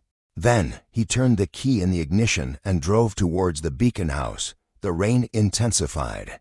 Heavy sheets drumming against the windshield. Streetlights blurring into streaks of gold. The storm swallowed the historic neighborhood in damp shadows, bending ancient branches, rattling gutters. But Elmwood Avenue, with its proud, old homes and towering oaks, was still the same, only now. Elijah saw the street differently, not as a quiet refuge, but as the threshold of a battlefield. Victor's luxury sedan sat in the driveway of the Beacon House, a misplaced, arrogant pawn. The lights inside glowed warm, dancing in the rain-soaked windows. The world within seemed alive, filled with the clink of glasses, hushed voices, and a chilling, unfamiliar laughter. Elijah sat in the car, gripping the steering wheel, knuckles white. He watched a silhouette move behind the curtains, Victor, tall and confident, moving through his space, making gestures as if he owned the very air. Not grief this time, not heartbreak, but something deeper, something forged in steel. He stepped out of the car, rain instantly soaking his jacket, and walked up the historic path. Slowly, each step steady, grounded. The porch light illuminated his face as he approached the grand oak door, and for a brief moment, he saw his own reflection, calm, composed, unflinching. The ancestral key slipped easily into the lock, as it always had, as it always would. He opened the door. The warm air, thick with unfamiliar scents, hit him immediately. The cloying aroma of expensive wine, the soft, intrusive glow of candles. Elijah stepped in. Silently, Serena sat curled on the antique sofa, laughing at something Victor whispered into her ear. She wore a shawl, a gift from Elijah years ago, a vibrant tapestry of their shared history, but she wore it differently now, carelessly, as if it no longer held meaning. Victor stood behind her, pouring wine into a crystal glass. His touch lingered on her shoulder, his presence a suffocating weight in the sacred space. Elijah closed the door with a soft, deliberate click. Serena turned first, her laughter dying instantly. Elijah? She stammered, eyes widening in disbelief. What are you doing here? Victor turned, more slowly, a flicker of cold annoyance in his eyes, as if the rightful guardian of this legacy had merely inconvenienced him. You weren't supposed to be back until tomorrow, Serena whispered, panic threading her voice. Elijah didn't answer. He didn't need to. His silence was a roar. Victor, emboldened by his own delusion, stepped forward, with the posture of a man accustomed to seizing what he desired. This isn't a good time, he said, gesturing vaguely towards the door, towards Elijah. You should leave. Elijah stared at him, unblinking. Serena rose from the sofa, a plea in her eyes. Please, Elijah, don't make this harder than it has to be. Elijah's gaze shifted to her, then back to Victor. Victor scoffed, misreading the silence entirely, mistaking dignity for weakness. He stepped closer, puffing his chest. You heard her. You don't belong here right now. Elijah's jaw tightened, a tremor of righteous fury. But he didn't rise to the bait. Victor continued louder, growing more theatrical. Look, man. This place is ours now. The community has moved on. Stop dragging this out. Ours. There it was again, the delusion. Elijah's eyes hardened, not with anger, but with the cold precision of justice. Victor made a dismissive gesture. I'm calling the authorities. Serena flinched. Victor, maybe don't. But he'd already dialed. The audacity was staggering. Yes, I'd like to report an intruder, Victor said, staring at Elijah with smug triumph. He's broken into our property. Yes. Dangerous. Yes. Please hurry. Sterling snarled into the phone. He hung up. a cruel smirk twisting his lips. "They'll be here soon." Naomi looked from Sterling to Elijah, a tempest of fear and confusion raging within her. But Elijah, he wasn't confused. He wasn't afraid. He stepped fully into the grand living room, water from the relentless storm dripping from his jacket onto the polished mahogany floor. Sterling tensed, misreading the moment entirely. "This is your final warning," Sterling barked, his voice laced with false authority. "Get out." Elijah simply looked at him, calm, steady, immovable, and then, for the first time since his arrival, he spoke. "No." Sterling blinked, caught utterly off guard. "Excuse me, this is my home," Elijah said quietly, his voice resonating with an undeniable truth.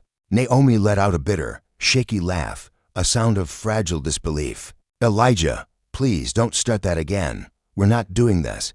But Elijah wasn't speaking to her. He was addressing the man who desperately needed to hear it. "You don't decide who belongs here," Elijah said, his eyes locked on Sterling's, unwavering. "You never did." Sterling scoffed, a performative display of contempt. "You're delusional. When the cops get here, you're done." Elijah tilted his head slightly, the ghost of a knowing smile flickering across his lips. The sirens grew louder outside, closing in, their sharp, echoing wail cutting through the storm's fury. Sterling puffed out his chest. A victor prematurely declared. "Good," he muttered, a triumphant sneer. "Let them drag you out." But Elijah remained still, controlled, almost serene. He knew something Sterling didn't, something Naomi had forgotten, something the very walls of the ancestral home seemed to hum with. This wasn't Sterling's moment of victory. It was the beginning of his collapse. Outside, neighbors began peeking through curtains. Porch lights flicked on, illuminating the rain-swept street.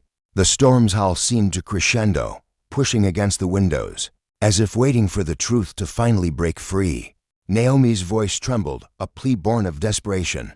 "Elijah, please, just leave. Don't make a scene." Elijah inhaled deeply, his resolve unyielding. "I'm not leaving." Sterling rolled his eyes, a pathetic gesture. But even he looked unsettled by Elijah's profound composure. In the distance, the sirens reached the street. The flashing red and blue lights painted the walls in fractured hues. As the patrol car pulled to the curb, Elijah stood perfectly still, rainwater pooling at his feet, quiet, resolute, ready. He wasn't the intruder. He wasn't the victim. He wasn't the man Sterling believed he could erase. He was the owner, the one with the truth, the storm they never anticipated. And everything was about to change. The tempest outside had quieted into a steady drizzle by the time the police cruiser rolled to a stop in front of the house. Red and blue lights pulsed across the windows, casting fractured, surreal colors onto the living room walls. Inside, the tension thickened, until it felt like a tangible thing, dense, suffocating, impossible to escape. Sterling straightened his posture, smoothing his shirt as though preparing for a stage performance. Naomi hovered beside him, wringing her hands, her eyes flickering anxiously between Elijah and the front door. Elijah remained where he stood, dripping rainwater onto the hardwood, his expression unreadable. A statue of quiet defiance. A firm knock echoed through the house, and the front door swung open. Two officers stepped inside. Officer Davies, sturdy and calm-eyed, and Officer Chen, younger, sharper, with a hand resting automatically near his holster. "Good evening," Officer Davies said, scanning the room. "Someone reported an intruder?" Yes, that's him," Sterling exclaimed, pointing dramatically at Elijah. "He broke into our house. We don't feel safe." Elijah watched the exchange without flinching. "Our house," the words rolled off Sterling's tongue like a rehearsed line. Naomi's voice was soft, trembling. "Please, can you just remove him? He's not supposed to be here." The officers turned to Elijah. Officer Chen lifted his chin slightly. "Sir, we need to understand why you're here, and why these two believe you entered without permission." Elijah's voice was calm, steady. "I live here." Sterling scoffed, loud and performative. "You used to, not anymore." Officer Davies raised a hand toward Sterling. "We'll speak to you in a minute." Then he looked back at Elijah. "Sir, do you have identification on you?" Elijah reached into his jacket pocket and handed over his wallet. Davies inspected the driver's license, nodding at the address printed on it. This address. Officer Chen frowned slightly. This is your listed residence. That doesn't mean anything, Sterling snapped, his voice rising. People keep outdated information on IDs all the time. He doesn't live here anymore. He moved out. He's unstable. Davies kept his tone professional. Sir, we'll verify everything, but at the moment, we have documentation showing he legally resides here. No, Sterling insisted, his face flushing. This house belongs to Naomi, she told you. She and I live here now. Elijah looked at Naomi then, really looked at her. Once, her face had been a map of warmth he could navigate in the dark. Now, she looked hollow, small, like someone caught in a lie she didn't fully understand how to stand. Beside Naomi, Officer Chen said, turning to her, is your name on the deed to this home? She swallowed hard. Well, no. But that's only because, Sterling cut in, desperate. Because they're married, marital property. She's entitled to half. Officer Davies raised an eyebrow. Half ownership is not the same as being listed on the deed. Legal possession of property is determined by documented ownership, not marital status alone. Sterling's face flushed with frustration, his carefully constructed facade crumbling. You're not understanding. He doesn't belong here. Elijah had said nothing since handing over his ID. But now he reached into his messenger bag and retrieved a sealed folder. The moment he held it out, Davies accepted it with a quiet hum. Inside were certified copies of the deed, mortgage statements, and property tax records. Reverend Josiah, his voice echoing with a lifetime of fighting for his people, interjected. But this isn't just about deeds, officer. The center, the beacon, was built brick by brick with the sweat and dreams of our elders. It's a sacred trust, a communal inheritance. Officer Thorne, his gaze unyielding, merely raised an eyebrow. Sentiment doesn't supersede legal documentation, Reverend. Ownership is determined by what's on paper, not by historical narrative or community sentiment. The law is clear, Thorne continued, his voice devoid of warmth. Possession is a matter of certified records, not ancestral claims or the collective memory of a neighborhood. Reverend Josiah's face, usually a beacon of calm, now flushed with righteous indignation. You're not understanding the spirit of justice, officer. This isn't just a building. It's the heart of our community. Elias, he gestured to the quiet young man beside him, who had remained stoic since presenting his identification, has been working tirelessly to ensure that heart keeps beating. But then, Elias, with a quiet resolve that belied his calm demeanor, reached into his worn satchel. His hand emerged, clutching a thick, sealed envelope. The air in the small office seemed to thicken the moment he held it out. Thorne, a flicker of something unreadable in his eyes, slowly accepted the envelope. He tore open the seal. Inside, meticulously organized, were not just certified copies of the original deed from 1923, but also a recently filed, irrefutable declaration of trust signed by the city, transferring ownership to the Beacon Community Foundation, a foundation Elias had established and meticulously documented over years. Every line, every seal, bore the name Elijah Vance, no mention of Serafina, certainly no trace of Victor Thorne. These documents, they appear legitimate, Officer Ramirez stated, his voice losing its initial certainty. I'll need to radio dispatch for verification. Victor lunged towards Serafina, his whisper a venomous hiss. What is this, you said? I didn't know, Serafina stammered, her voice a fragile thread. He never told me. That doesn't matter. Victor snarled, his eyes darting nervously. Stay calm. But Serafina was far from calm. Her face was a mask of terror, as if she'd swallowed a bitter truth. Elijah Vance watched, a quiet sentinel, no smirk, no taunt, no revelry in her unraveling, just the profound, unyielding power of his silence. Officer Blake, his gaze fixed on Elijah, broke the heavy quiet. Sir, why did you return tonight? They reported tension in the home, Blake continued, his tone probing. I came because this is my home, Elijah replied, his voice steady, resonant. I have every legal right to be here, and you didn't force entry. Blake pressed. No, Elijah said, lifting a single, gleaming key. My key still works. As if on cue, Officer Ramirez's radio crackled to life, a harsh static cutting through the tension. He stepped away, listened intently, then nodded slowly, a grim realization dawning. When he returned, the documents felt heavier in his hand, imbued with an undeniable truth. "Dispatch confirms," Officer Ramirez stated, his voice now firm, authoritative. "Mr. Elijah Vance is the sole legal owner of this property. All associated records list him exclusively." Serafina gasped, a strangled sound. Victor's jaw dropped, his bravado crumbling like dry earth. Officer Blake turned, his expression hardening. Given this information, Officer Blake continued, "Calling 911 to report him as an intruder is inaccurate at best, and could constitute filing a false report." "False report? What?" "No," Victor blustered, his face paling. "I felt threatened. This is a misunderstanding." But Officer Ramirez's eyes narrowed, sharp as steel. "You claimed he broke in. There's no sign of forced entry. He used a key. He is the legal homeowner. That, sir, is not a misunderstanding." Serafina stepped forward, her voice a desperate tremor. "Officers, please. This is all just emotional. We've been fighting. Things are complicated." "We understand," Officer Ramirez said, his tone gentler but unyielding. "But the law isn't complicated here. Mr. Vance has not committed any crime." Victor, stepping in front of Serafina, tried one last gambit. "You can't leave him here with her. He's unstable." Elijah's expression remained a calm, unreadable canvas. "I haven't raised my voice. I haven't taken a single step toward either of you. I am standing in my own home, on my own land." "Your home," Victor snapped, desperation clawing at his voice. "This isn't." He stopped abruptly as Officer Ramirez shot him a look that demanded absolute silence. Then, a soft creak, the door next door.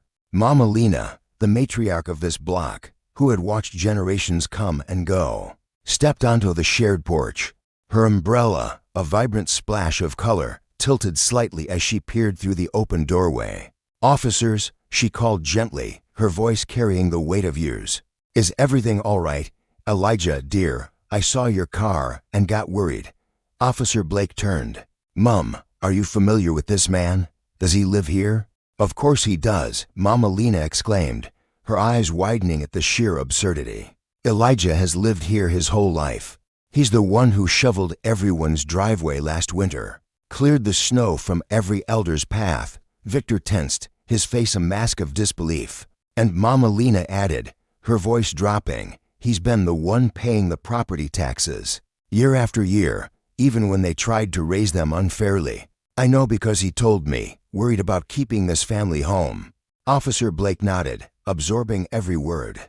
Mama Lena then turned her gaze towards Serafina and Victor, her disappointment a palpable weight in the air. "Is there something the two of you would like to explain?" she asked, her voice soft but piercing. Neither of them replied. Officer Ramirez, with a decisive snap, closed the folder and handed it back to Elijah Vance. "Mr. Vance," he said, his voice ringing with finality, "you are within your rights to stay in your home. These two, however," his gaze slid to Victor, the shift in tone a seismic tremor, "have no legal standing here. If you want them removed, that can be arranged." Victor stiffened. "I'm her guest." "Are you?" Officer Ramirez challenged, his voice laced with suspicion. "Or are you someone attempting to claim residence under false pretenses? Because based on the statements you made during the call, it sounds like you were asserting ownership." The color drained from Victor's face, leaving him ashen. "Do you have belongings here?"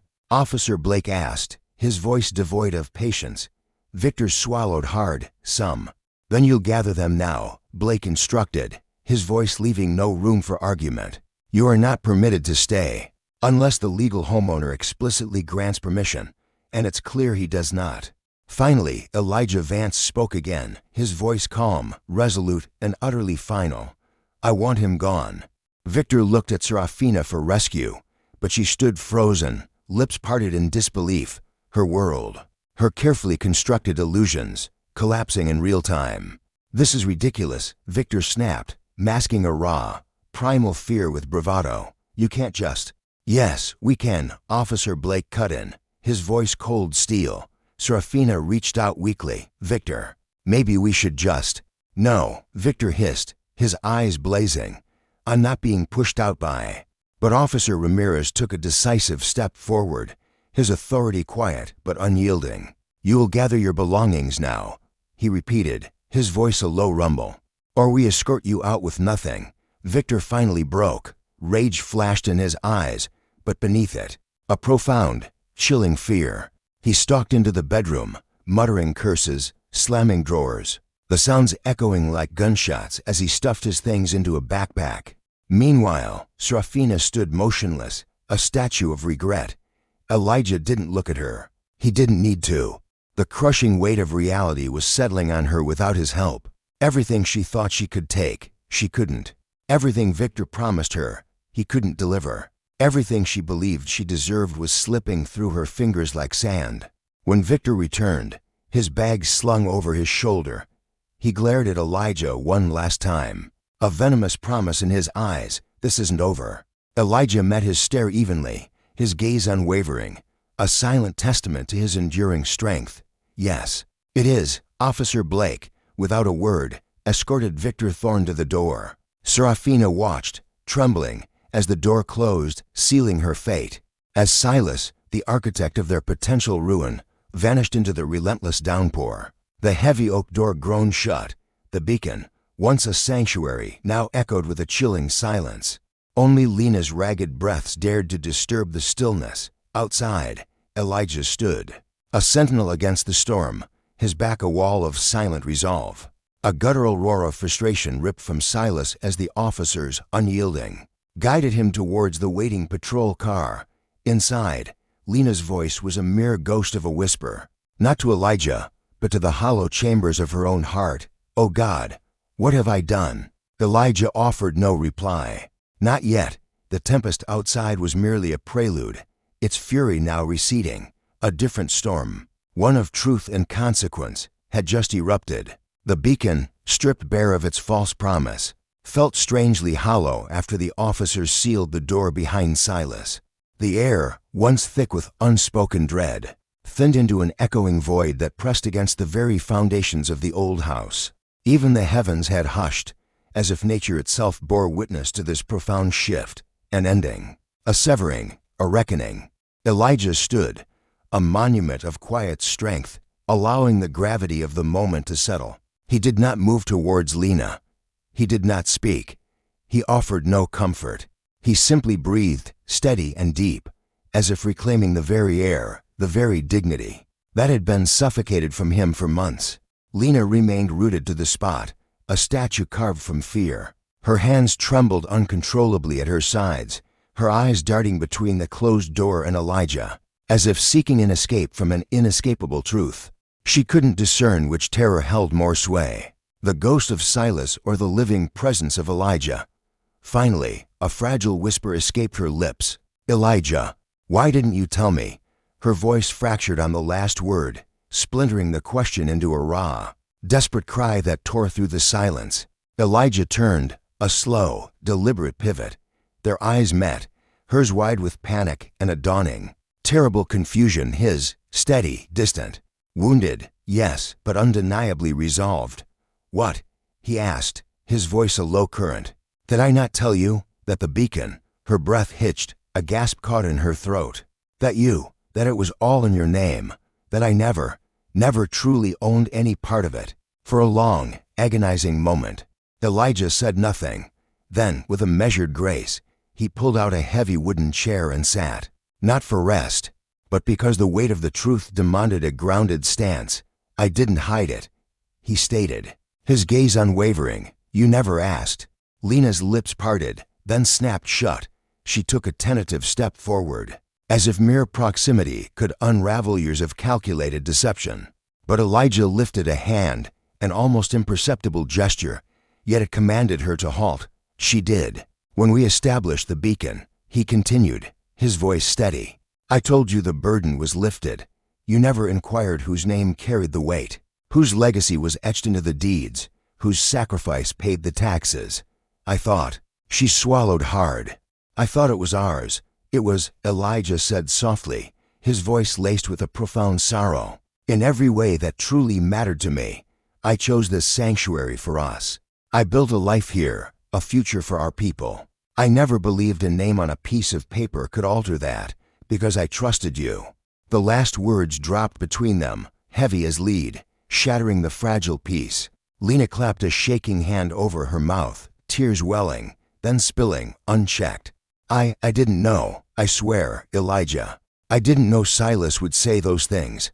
I didn't know he would. You didn't correct him." Elijah interjected, his voice still unnervingly calm. Not once. Her shoulders crumpled, a silent admission. "I was scared," she choked out. "He said you'd take everything. He said if I didn't fight, I'd be left with nothing." "So you planned to seize the beacon first?" Elijah asked. His tone wasn't cruel. It was simply a statement of undeniable fact, and the brutal truth of it made Lena flinch as though he'd physically struck her. "I wasn't thinking," she whispered, her voice barely audible. "He confused me, manipulated me. You have to believe me. I didn't mean for it to go this far." Elijah stood slowly, his presence filling the room. "But it did go this far, Lena." Her tears flowed faster, a torrent of regret. She reached out, a desperate plea to bridge the chasm, but Elijah stepped back. The movement was gentle, not abrupt, a quiet, resolute line drawn between them. Seeing the unyielding boundary, Lena let her hand fall, defeated. The silence that followed was thick, suffocating, a shroud over the beacon, once vibrant with warmth and the echoes of shared dreams. It now held only ghosts, memories of what they once were, and the painful, undeniable evidence of what they had become. Elijah finally moved, walking towards the old oak dining table. He retrieved a worn leather folder he had placed there earlier, opening it with deliberate care. He laid out copies of the documents, the very foundation of their community's struggle. Deed, title, mortgage payoff, tax receipts, the cold, unquestionable truth. When Lena saw her complete absence on every single line, her legs buckled. She sank into a chair, burying her face in her trembling hands. "How long?" she whispered, the words muffled through her fingers. "How long have you known?" "About everything." Elijah exhaled slowly, a deep, weary sigh. "Longer than you think, but shorter than I wish I did." "You watched those videos," she stated, her voice a fragile tremor. "Yes." "You saw him here, with me?" "Yes." "And you still..." She lifted her head, tears carving paths down her ravaged cheeks. "You still came home tonight, for the truth," Elijah said, his voice unwavering, "and to allow you to reveal everything you were planning." Lena closed her eyes, wincing as if struck. It wasn't supposed to be like this. "What was it supposed to be like, Lena?"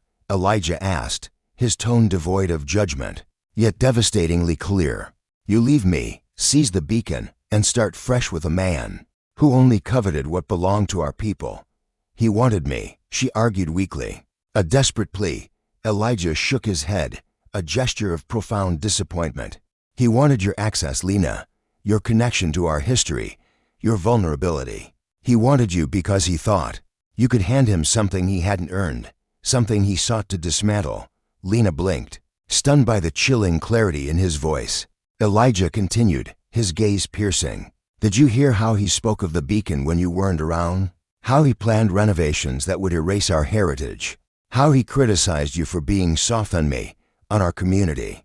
How he practiced ownership before he had any right to it?" Lena froze, a statue of dawning horror. "No, Lena, he didn't love you," Elijah stated, his voice a hammer blow. "He used you." Those words finally shattered her. She bent over, a broken figure, sobbing uncontrollably into her hands, her shoulders racked with convulsive tremors. Elijah watched for a moment, not with satisfaction, but with a profound, weary sorrow. He took no pleasure in her pain. He sought no vengeance. He simply wanted the truth, the hard, unvarnished truth, to finally settle where it needed to. The legal team had departed. Mr. Thorne's immediate threat had receded. The storm of the hearing had passed, leaving only the echoes of its fury. When Lena finally lifted her gaze, her face streaked with tears, her eyes swollen from the strain, she whispered, "Elijah, I can't bear to lose our legacy." Elijah's voice, though weary, held a profound humanity. "We already lost what mattered most, Lena." he said, his words a quiet ache. Her lips trembled, a silent question. He didn't respond. Silence, heavy with unspoken history, was his answer. Lena's eyes swept across the old community hall. The worn wooden benches, the faded murals of ancestors, the very space she had once taken for granted. "I have nowhere to stand tonight," she whispered, her voice cracking.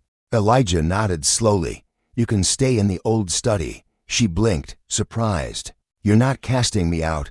"I am not Mr. Thorne," Elijah replied, his voice firm. Lena collapsed into quiet sobs again, this time not from self-pity, but from the dawning, crushing weight of realization, of the sacred trust she had nearly shattered, and the years of shared struggle she could never truly reclaim. But the night and the fight were far from over. After Lena retreated to the quiet of the study, Elijah sat alone in the main hall. He watched the last drops of rain trickle against the tall windows, listened to the ancient building settle around him, and the faint echo of Lena's sobs from upstairs. He felt the weight of generations pressing on his shoulders, not just the recent betrayal of trust, but the decades of resilience, the love that had built this community, brick by painful brick, the legacy he had fought so hard to protect. For the first time in years, he allowed himself to break, not loudly, not dramatically, but quietly. A single tear slipped down his cheek, followed by another, not for Lena, not even for Mr. Thorne, but for the version of himself who had once believed that truth alone was enough to dismantle injustice, for the man who had sacrificed silently, for the boy who had seen his people's history erased, and then spent his adulthood fighting to protect this sacred ground. After a long while, he wiped his face, inhaled deeply, and straightened his shoulders. A soft knock echoed through the hall. Elijah stiffened. When he opened the heavy oak door, Officer Anya Sharma stood there, her uniform cap removed, rain dampening her dark hair. "Everything settled for tonight, Mr. Vance?" she asked gently. Elijah nodded. "Yes, officer." "Thank you." Officer Sharma hesitated, then stepped closer, her voice low. "For what it's worth, Mr. Vance, men like Thorne, who build empires on deceit, always crumble when true justice begins to shine.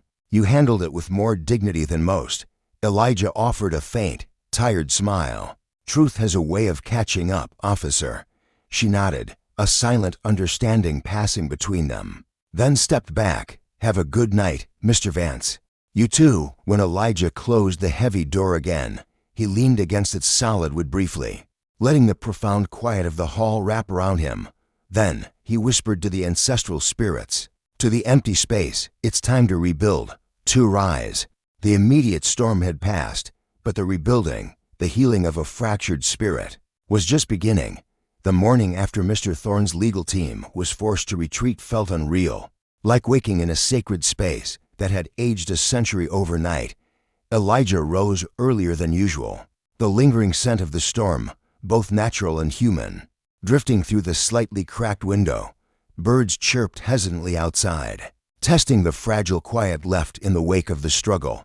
For a moment, as he sat on the edge of his cot in the community center, Elijah didn't feel victorious. He didn't feel vindicated. He felt hollow, the kind of hollowness that comes not from losing something in a single blow, but from realizing how much had already been eroded. Long before this battle, down the hall, the old study door remained closed. Lena hadn't emerged yet. He'd heard her sobbing late into the night, quiet, broken sounds she probably thought he couldn't hear. He had, but he didn't go to her, not because he wished her pain, but because he couldn't mend a spirit that had to find its own way back to the light. He made coffee, the bitter aroma filling the small community kitchen. For years, he had brewed enough for 2 cups, one for him, one for Lena. Today, he only poured one. He sat at the worn wooden table in silence, trying to steady his breath. As memories drifted in and out, good ones, painful ones, ones that now felt like distant echoes of a different life. He was on his 3rd sip when he heard hesitant footsteps. Lena appeared in the doorway, eyes swollen, hair tangled, wrapped in a faded community quilt like a fragile shield. She looked nothing like the vibrant woman who once championed their cause with fiery speeches, the woman who once organized rallies in this very hall. her spirit bright enough to light an entire movement. She looked like someone who had finally run out of illusions to hide behind. "Can we talk?" she whispered, her voice barely audible. Elijah looked up, meeting her gaze for a long, searching moment before nodding to the chair across from him. She sat carefully, as if unsure whether she deserved to occupy the space. For several seconds, she simply stared at her hands, twisting the quilt's edge with trembling fingers. Finally, she spoke.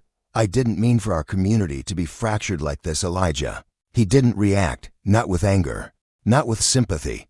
He let the words hang, empty of the true weight of their collective pain. Lena swallowed hard. "I know that doesn't fix anything. I know it sounds hollow, but I didn't start off wanting to undermine our people."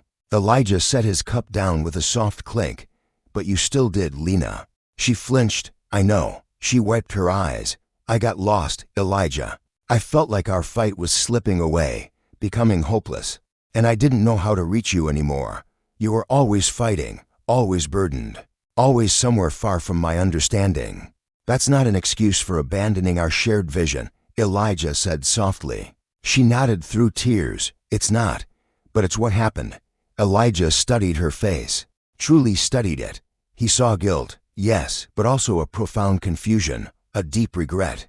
The dawning realization that she had gambled their collective future on a man who had walked away. The moment his deceit was exposed, Lena sniffed.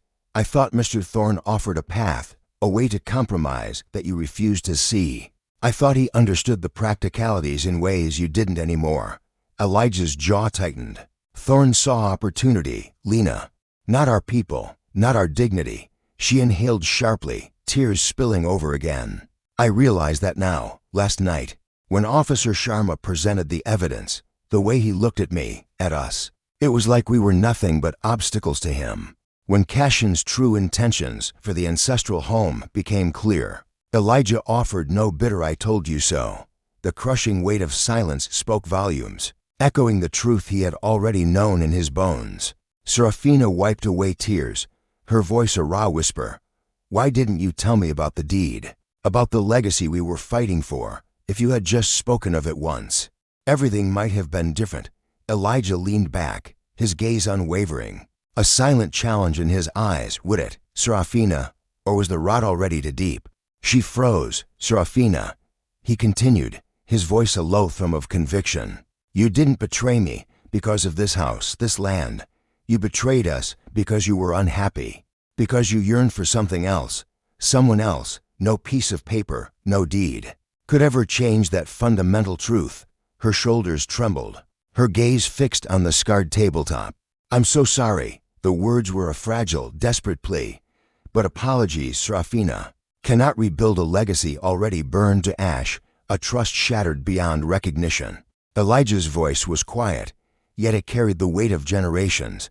"I am not here to punish you, but you must understand the depth of this. You didn't just hurt me. You sought to dismantle the very legacy we forged, brick by painful brick. You allowed another to desecrate our sacred ground, to disrespect our ancestral story, our collective memory. You conspired to sell this land, this heritage, with him, as if we never existed." "I know," she whispered, a broken sound. Tears dripped onto the worn wood, each drop a tiny explosion. "I was foolish. I was angry. I felt invisible, and in my blindness, I made you invisible too." That truth, spoken aloud, finally shattered her. She collapsed into her hands, a raw, guttural sob tearing through the quiet, a sound of utter devastation. Elijah let her cry, let her confront every agonizing facet of the truth she had so desperately fled. When the storm of her grief finally receded, leaving only a heavy stillness, Serafina looked up, her eyes raw and swollen. "What happens now?" she asked, her voice a fragile thread. Elijah exhaled, a slow, deliberate release. This was the moment he had rehearsed countless times in the lonely hours, the bitter truth he had finally accepted. "I've spoken to Imani," he stated, his voice steady. "We will separate, file for divorce." A single, solitary tear traced a path down Serafina's cheek. She offered no protest, only a slow, defeated nod, as if a part of her soul had known this inevitable end. long before Castian ever darkened their door. "I understand," she whispered. "Do you? Do you hate me?" Elijah shook his head, a weariness in his bones. "No, Serafina. I don't hate you, but I will not, trust you. And a marriage, a true partnership, cannot be built on shifting sands of broken trust." She wept again, not the violent storm of before, but a quiet, helpless rain. Elijah allowed her this final, quiet release. After a few minutes, she looked up. "Can I stay here? Just until I figure out where to go." Elijah studied her, her face etched with vulnerability, stripped bare. He had no desire for cruelty, but he needed boundaries, clear as the morning sky. "I won't cast you out into the street," he said, his voice firm. "You can stay in the guest room, for a short time, but not forever." She nodded, a fragile gratitude mingling with profound sorrow. They sat in the heavy silence, two souls adrift in the wreckage of their shared past, sharing the same ancestral walls, yet living in entirely separate worlds. Eventually, Serafina rose. "I should get dressed." Elijah nodded. She paused at the threshold, a silhouette against the fading light. Then a whisper, barely audible. "You deserved better, Elijah." "I see that now." He offered no reply. As she left the kitchen, a profound stillness descended. The ancestral home held its breath once more. Elijah remained at the table, hands clasped around the cold, empty ceramic of his mug. The truth settled within him, a heavy, unyielding stone. Painful, yes, but necessary. A severance, no matter how agonizing, was sometimes the truest act of healing. Hours later, a soft, tentative knock echoed through the quiet. He opened the door. Anya stood on the porch, her umbrella dripping rainwater onto the worn planks. "Just checking on you," she said softly, her eyes full of quiet understanding. "Last night looked intense." Elijah offered a tired, almost broken smile. "That's one word for it." Anya's gaze softened further. "You handled it with more grace than most could ever muster." "I just wanted to make sure you're all right." "I will be," he affirmed. "Good," she replied. Gently, she added, "And if you need anything at all, a meal, company, a listening ear, I'm right next door, always." He appreciated her presence more deeply than he could articulate. Anya didn't pry, didn't offer pity. She simply extended the profound gift of human connection, the kind he hadn't felt in months, perhaps years. After she left, Elijah returned to the hushed living room and sank onto the ancient couch. He stared at the empty space where Castian had once sprawled, a phantom of unwarranted ownership, and felt something deep inside him finally, mercifully loosen. Not happiness, not yet closure, but a profound, bone-deep relief that the worst of the storm had finally passed. Later that night, he walked through the house. Slowly, deliberately, he touched the worn walls, adjusted crooked frames, restored the tiny disruptions Castian had left in his wake. Each act felt symbolic, as though he were reclaiming each piece of his shattered world, one sacred breath at a time. He paused at the guest room doorway. Serafina's quiet, even breathing filled the space. He wasn't angry anymore. He wasn't bitter. He was simply done. The ancestral home no longer felt violated. It felt honest. It felt like the dawn of something new, a powerful rebirth, even if that beginning was forged in the crucible of endings. As Elijah returned to his own sanctuary, he whispered to the quiet air, "You survived. Now heal." Outside, the rain had finally ceased. Tomorrow would come, and with it, the first day of a life no longer built on the shifting sands of betrayal. The days following Castian's expulsion from the ancestral home unfolded like the slow, deliberate settling of dust after a monumental collapse. Everything was quieter, not yet peaceful, no, but eerily still, as though even the ancient walls held their breath. Serafina drifted through the space, a ghost haunting her own past, lingering near rooms she once commanded, avoiding Elijah's gaze, speaking only when absolutely necessary. Elijah didn't push her. The silence between them wasn't hostile. It was the profound, aching quiet of two souls standing on opposite ends of a bridge that had long since burned to ashes. He spent most of his days at the small rental apartment, not out of fear of confrontation, but because he needed space. needed to breathe without the crushing weight of betrayal pressing against his very soul. Imani, his lawyer, guided him through the labyrinthine legal steps with clear, unwavering patience. "Gather everything," she instructed. "Receipts, statements, texts, footage. We will be thorough. We will reclaim what is rightfully yours." Elijah. Thorough was an understatement. Elijah wasn't preparing for revenge. He was preparing for liberation. The legal challenge was initiated with quiet, unyielding resolve. No shouting, no dramatic confrontation, no scenes that mirrored the chaos of their community's unraveling. Instead, Elijah served Mayor Evelyn Thorne with the injunction one morning at the city council meeting, sliding the documents toward her gently, like handing over a fragile truth. She opened it slowly. Her eyes scanned the first page, then the next. Her breath hitched. "So this is it," she whispered. "Yes," Elijah said. Tears welled in her eyes, but she fought them back. "I guess I knew," she whispered. "I just hoped." Elijah waited, giving her space to finish, but she didn't. Her voice failed her, and she simply nodded, as if accepting something she wished she had the power to change. The lawsuit wasn't vindictive. Elijah wasn't trying to punish her, just separate Harmony Creek from her corrupt influence, but the evidence he held, the documentation of her discriminatory policies and intention to seize what wasn't hers, meant the court viewed her actions with sharp clarity.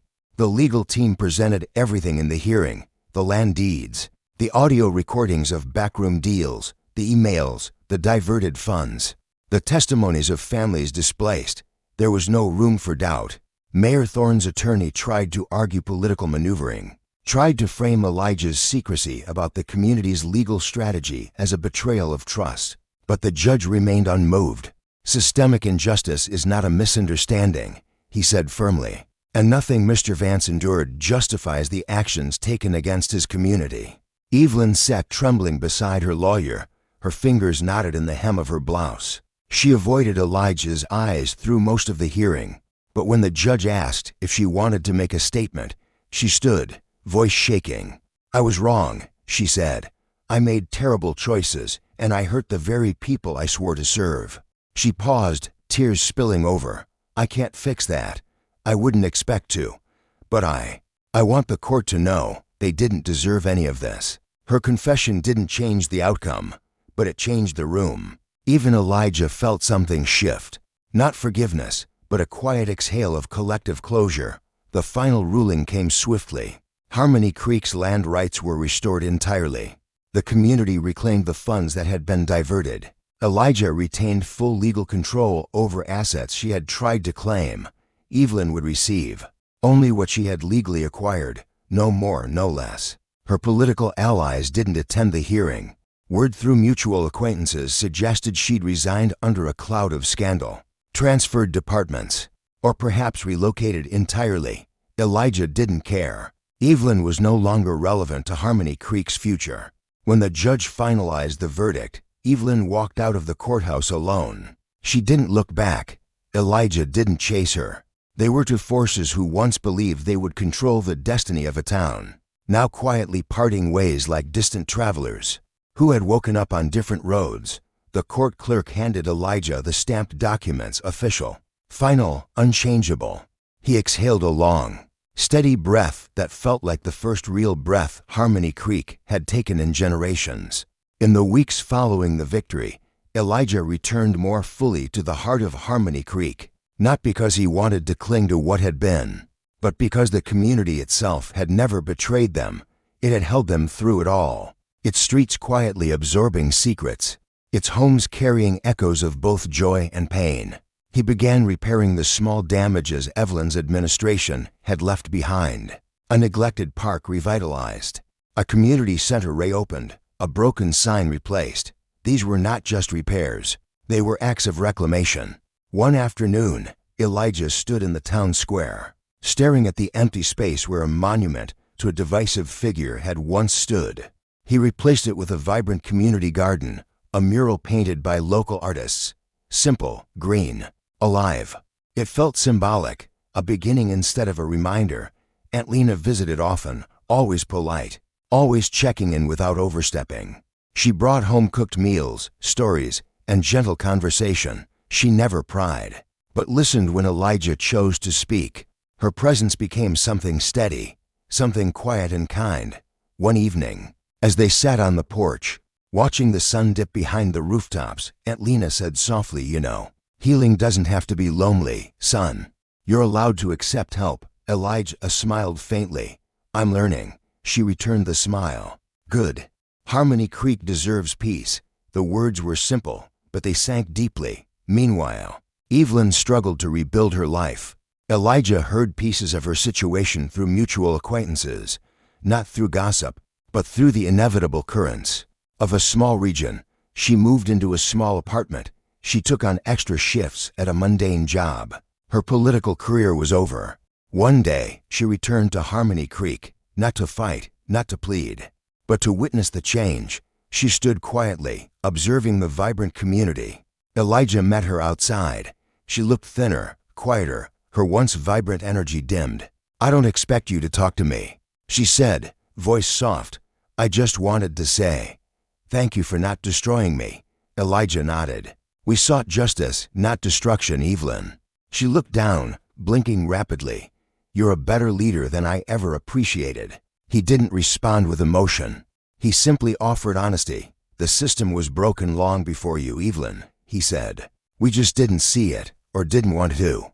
She nodded, tears glistening. "I hope Harmony Creek thrives." Elijah offered a small, polite smile, the kind you give someone whose chapter in your story has ended. "I hope you find your own path to peace," he replied. She nodded once more, grateful, then walked to her car. No dramatic goodbye, no lingering farewell, just the quiet click of a door closing on a chapter that had to end. Elijah watched Serafina drive away. He felt neither triumph nor sorrow, only a profound, hard-won acceptance. The following weeks were a slow, deliberate reclamation. Elijah cooked for himself again, each meal a defiant act of self-nourishment. He returned to playing his blues guitar in the evenings, the melodies a balm to a soul long silenced, a hobby he'd abandoned during the long, dark years. He took long walks with Aisha's dog, Cooper, a playful terrier who seemed to understand the silent language of healing, adoring him more with each visit. Slowly, he rebuilt his routines, not the routines of a man bound by compromise, but of a man rediscovering the sacred rhythm of his own being. He didn't rush into distractions. He didn't chase fleeting comforts. He allowed himself to breathe, to rebuild, to become the architect of his own liberation. One evening, months after the final papers were signed, Elijah sat on the porch of the community hub with Aisha, sharing cups of herbal tea. As fireflies blinked like tiny stars in the yard, she looked over at him, her voice soft but resonant. "You seem lighter, Elijah." He nodded, a genuine smile touching his lips. "I am lighter." She returned his smile, a beacon of solidarity. "Good, you've earned this peace." Elijah didn't know where the future was leading. He didn't know what chapters were coming next, but he knew one thing with absolute clarity. He had weathered the storm. He had reclaimed his home, his spirit, his purpose, and for the first time in a long time, he felt ready. Quietly, steadily, profoundly ready for whatever came next. Winter arrived softly in freedom's reach, brushing rooftops with pale frost, slowing the world to a reflective quiet.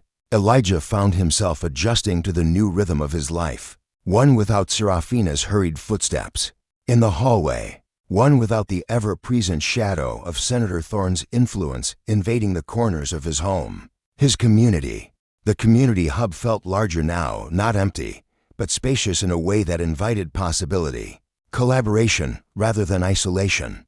He woke earlier than usual most mornings, stepping onto the porch with a mug of steaming coffee, watching freedom's reach come to life. Under the silver glaze of dawn, for the first time in what felt like years, the quiet didn't suffocate him, it welcomed him, a sacred embrace. He spent his days repairing small pieces of the hub, patching a dent Thorne's cronies had left in the hallway wall, shining the hardwood floors, repainting the trim in the living room. Each task felt like reclaiming a piece of himself, a symbolic act of telling the hub, "I'm still here, we didn't break, we will not be broken." During this time, Aisha became a constant presence, not intrusive, never overstepping, always arriving with a smile and something warm in a casserole dish. She checked in without judgment, and Elijah found himself talking to her more freely than he expected.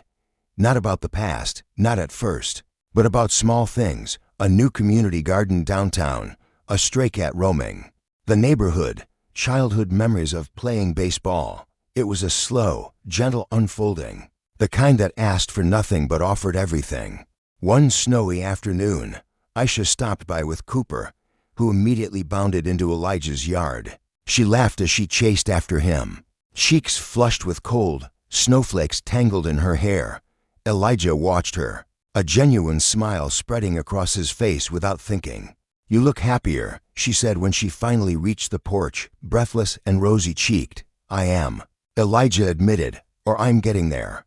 She nodded thoughtfully. "Healing isn't a straight line." "No," he agreed, "but I think I'm pointed in the right direction, towards justice." Aisha smiled at him warmly, encouraging, not expectant, and that simple gesture, that shared understanding, lingered with him long after she left. Meanwhile, life continued moving forward in unexpected ways.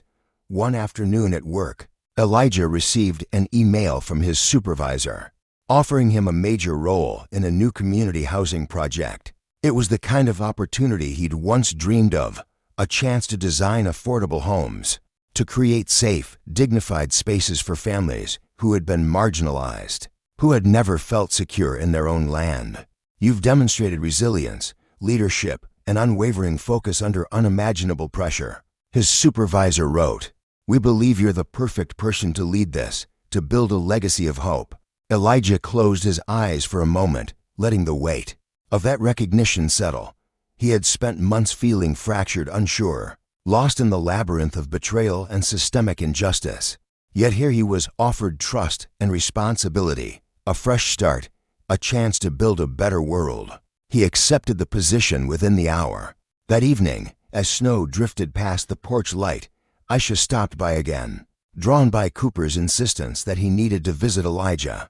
Elijah laughed, truly laughed, as the dog tore through the living room with a toy. "You got the job," Aisha said when he told her, her eyes lighting up with shared triumph. "Elijah, that's amazing." "It is," he said quietly. "I didn't think I'd feel excited again, but I do."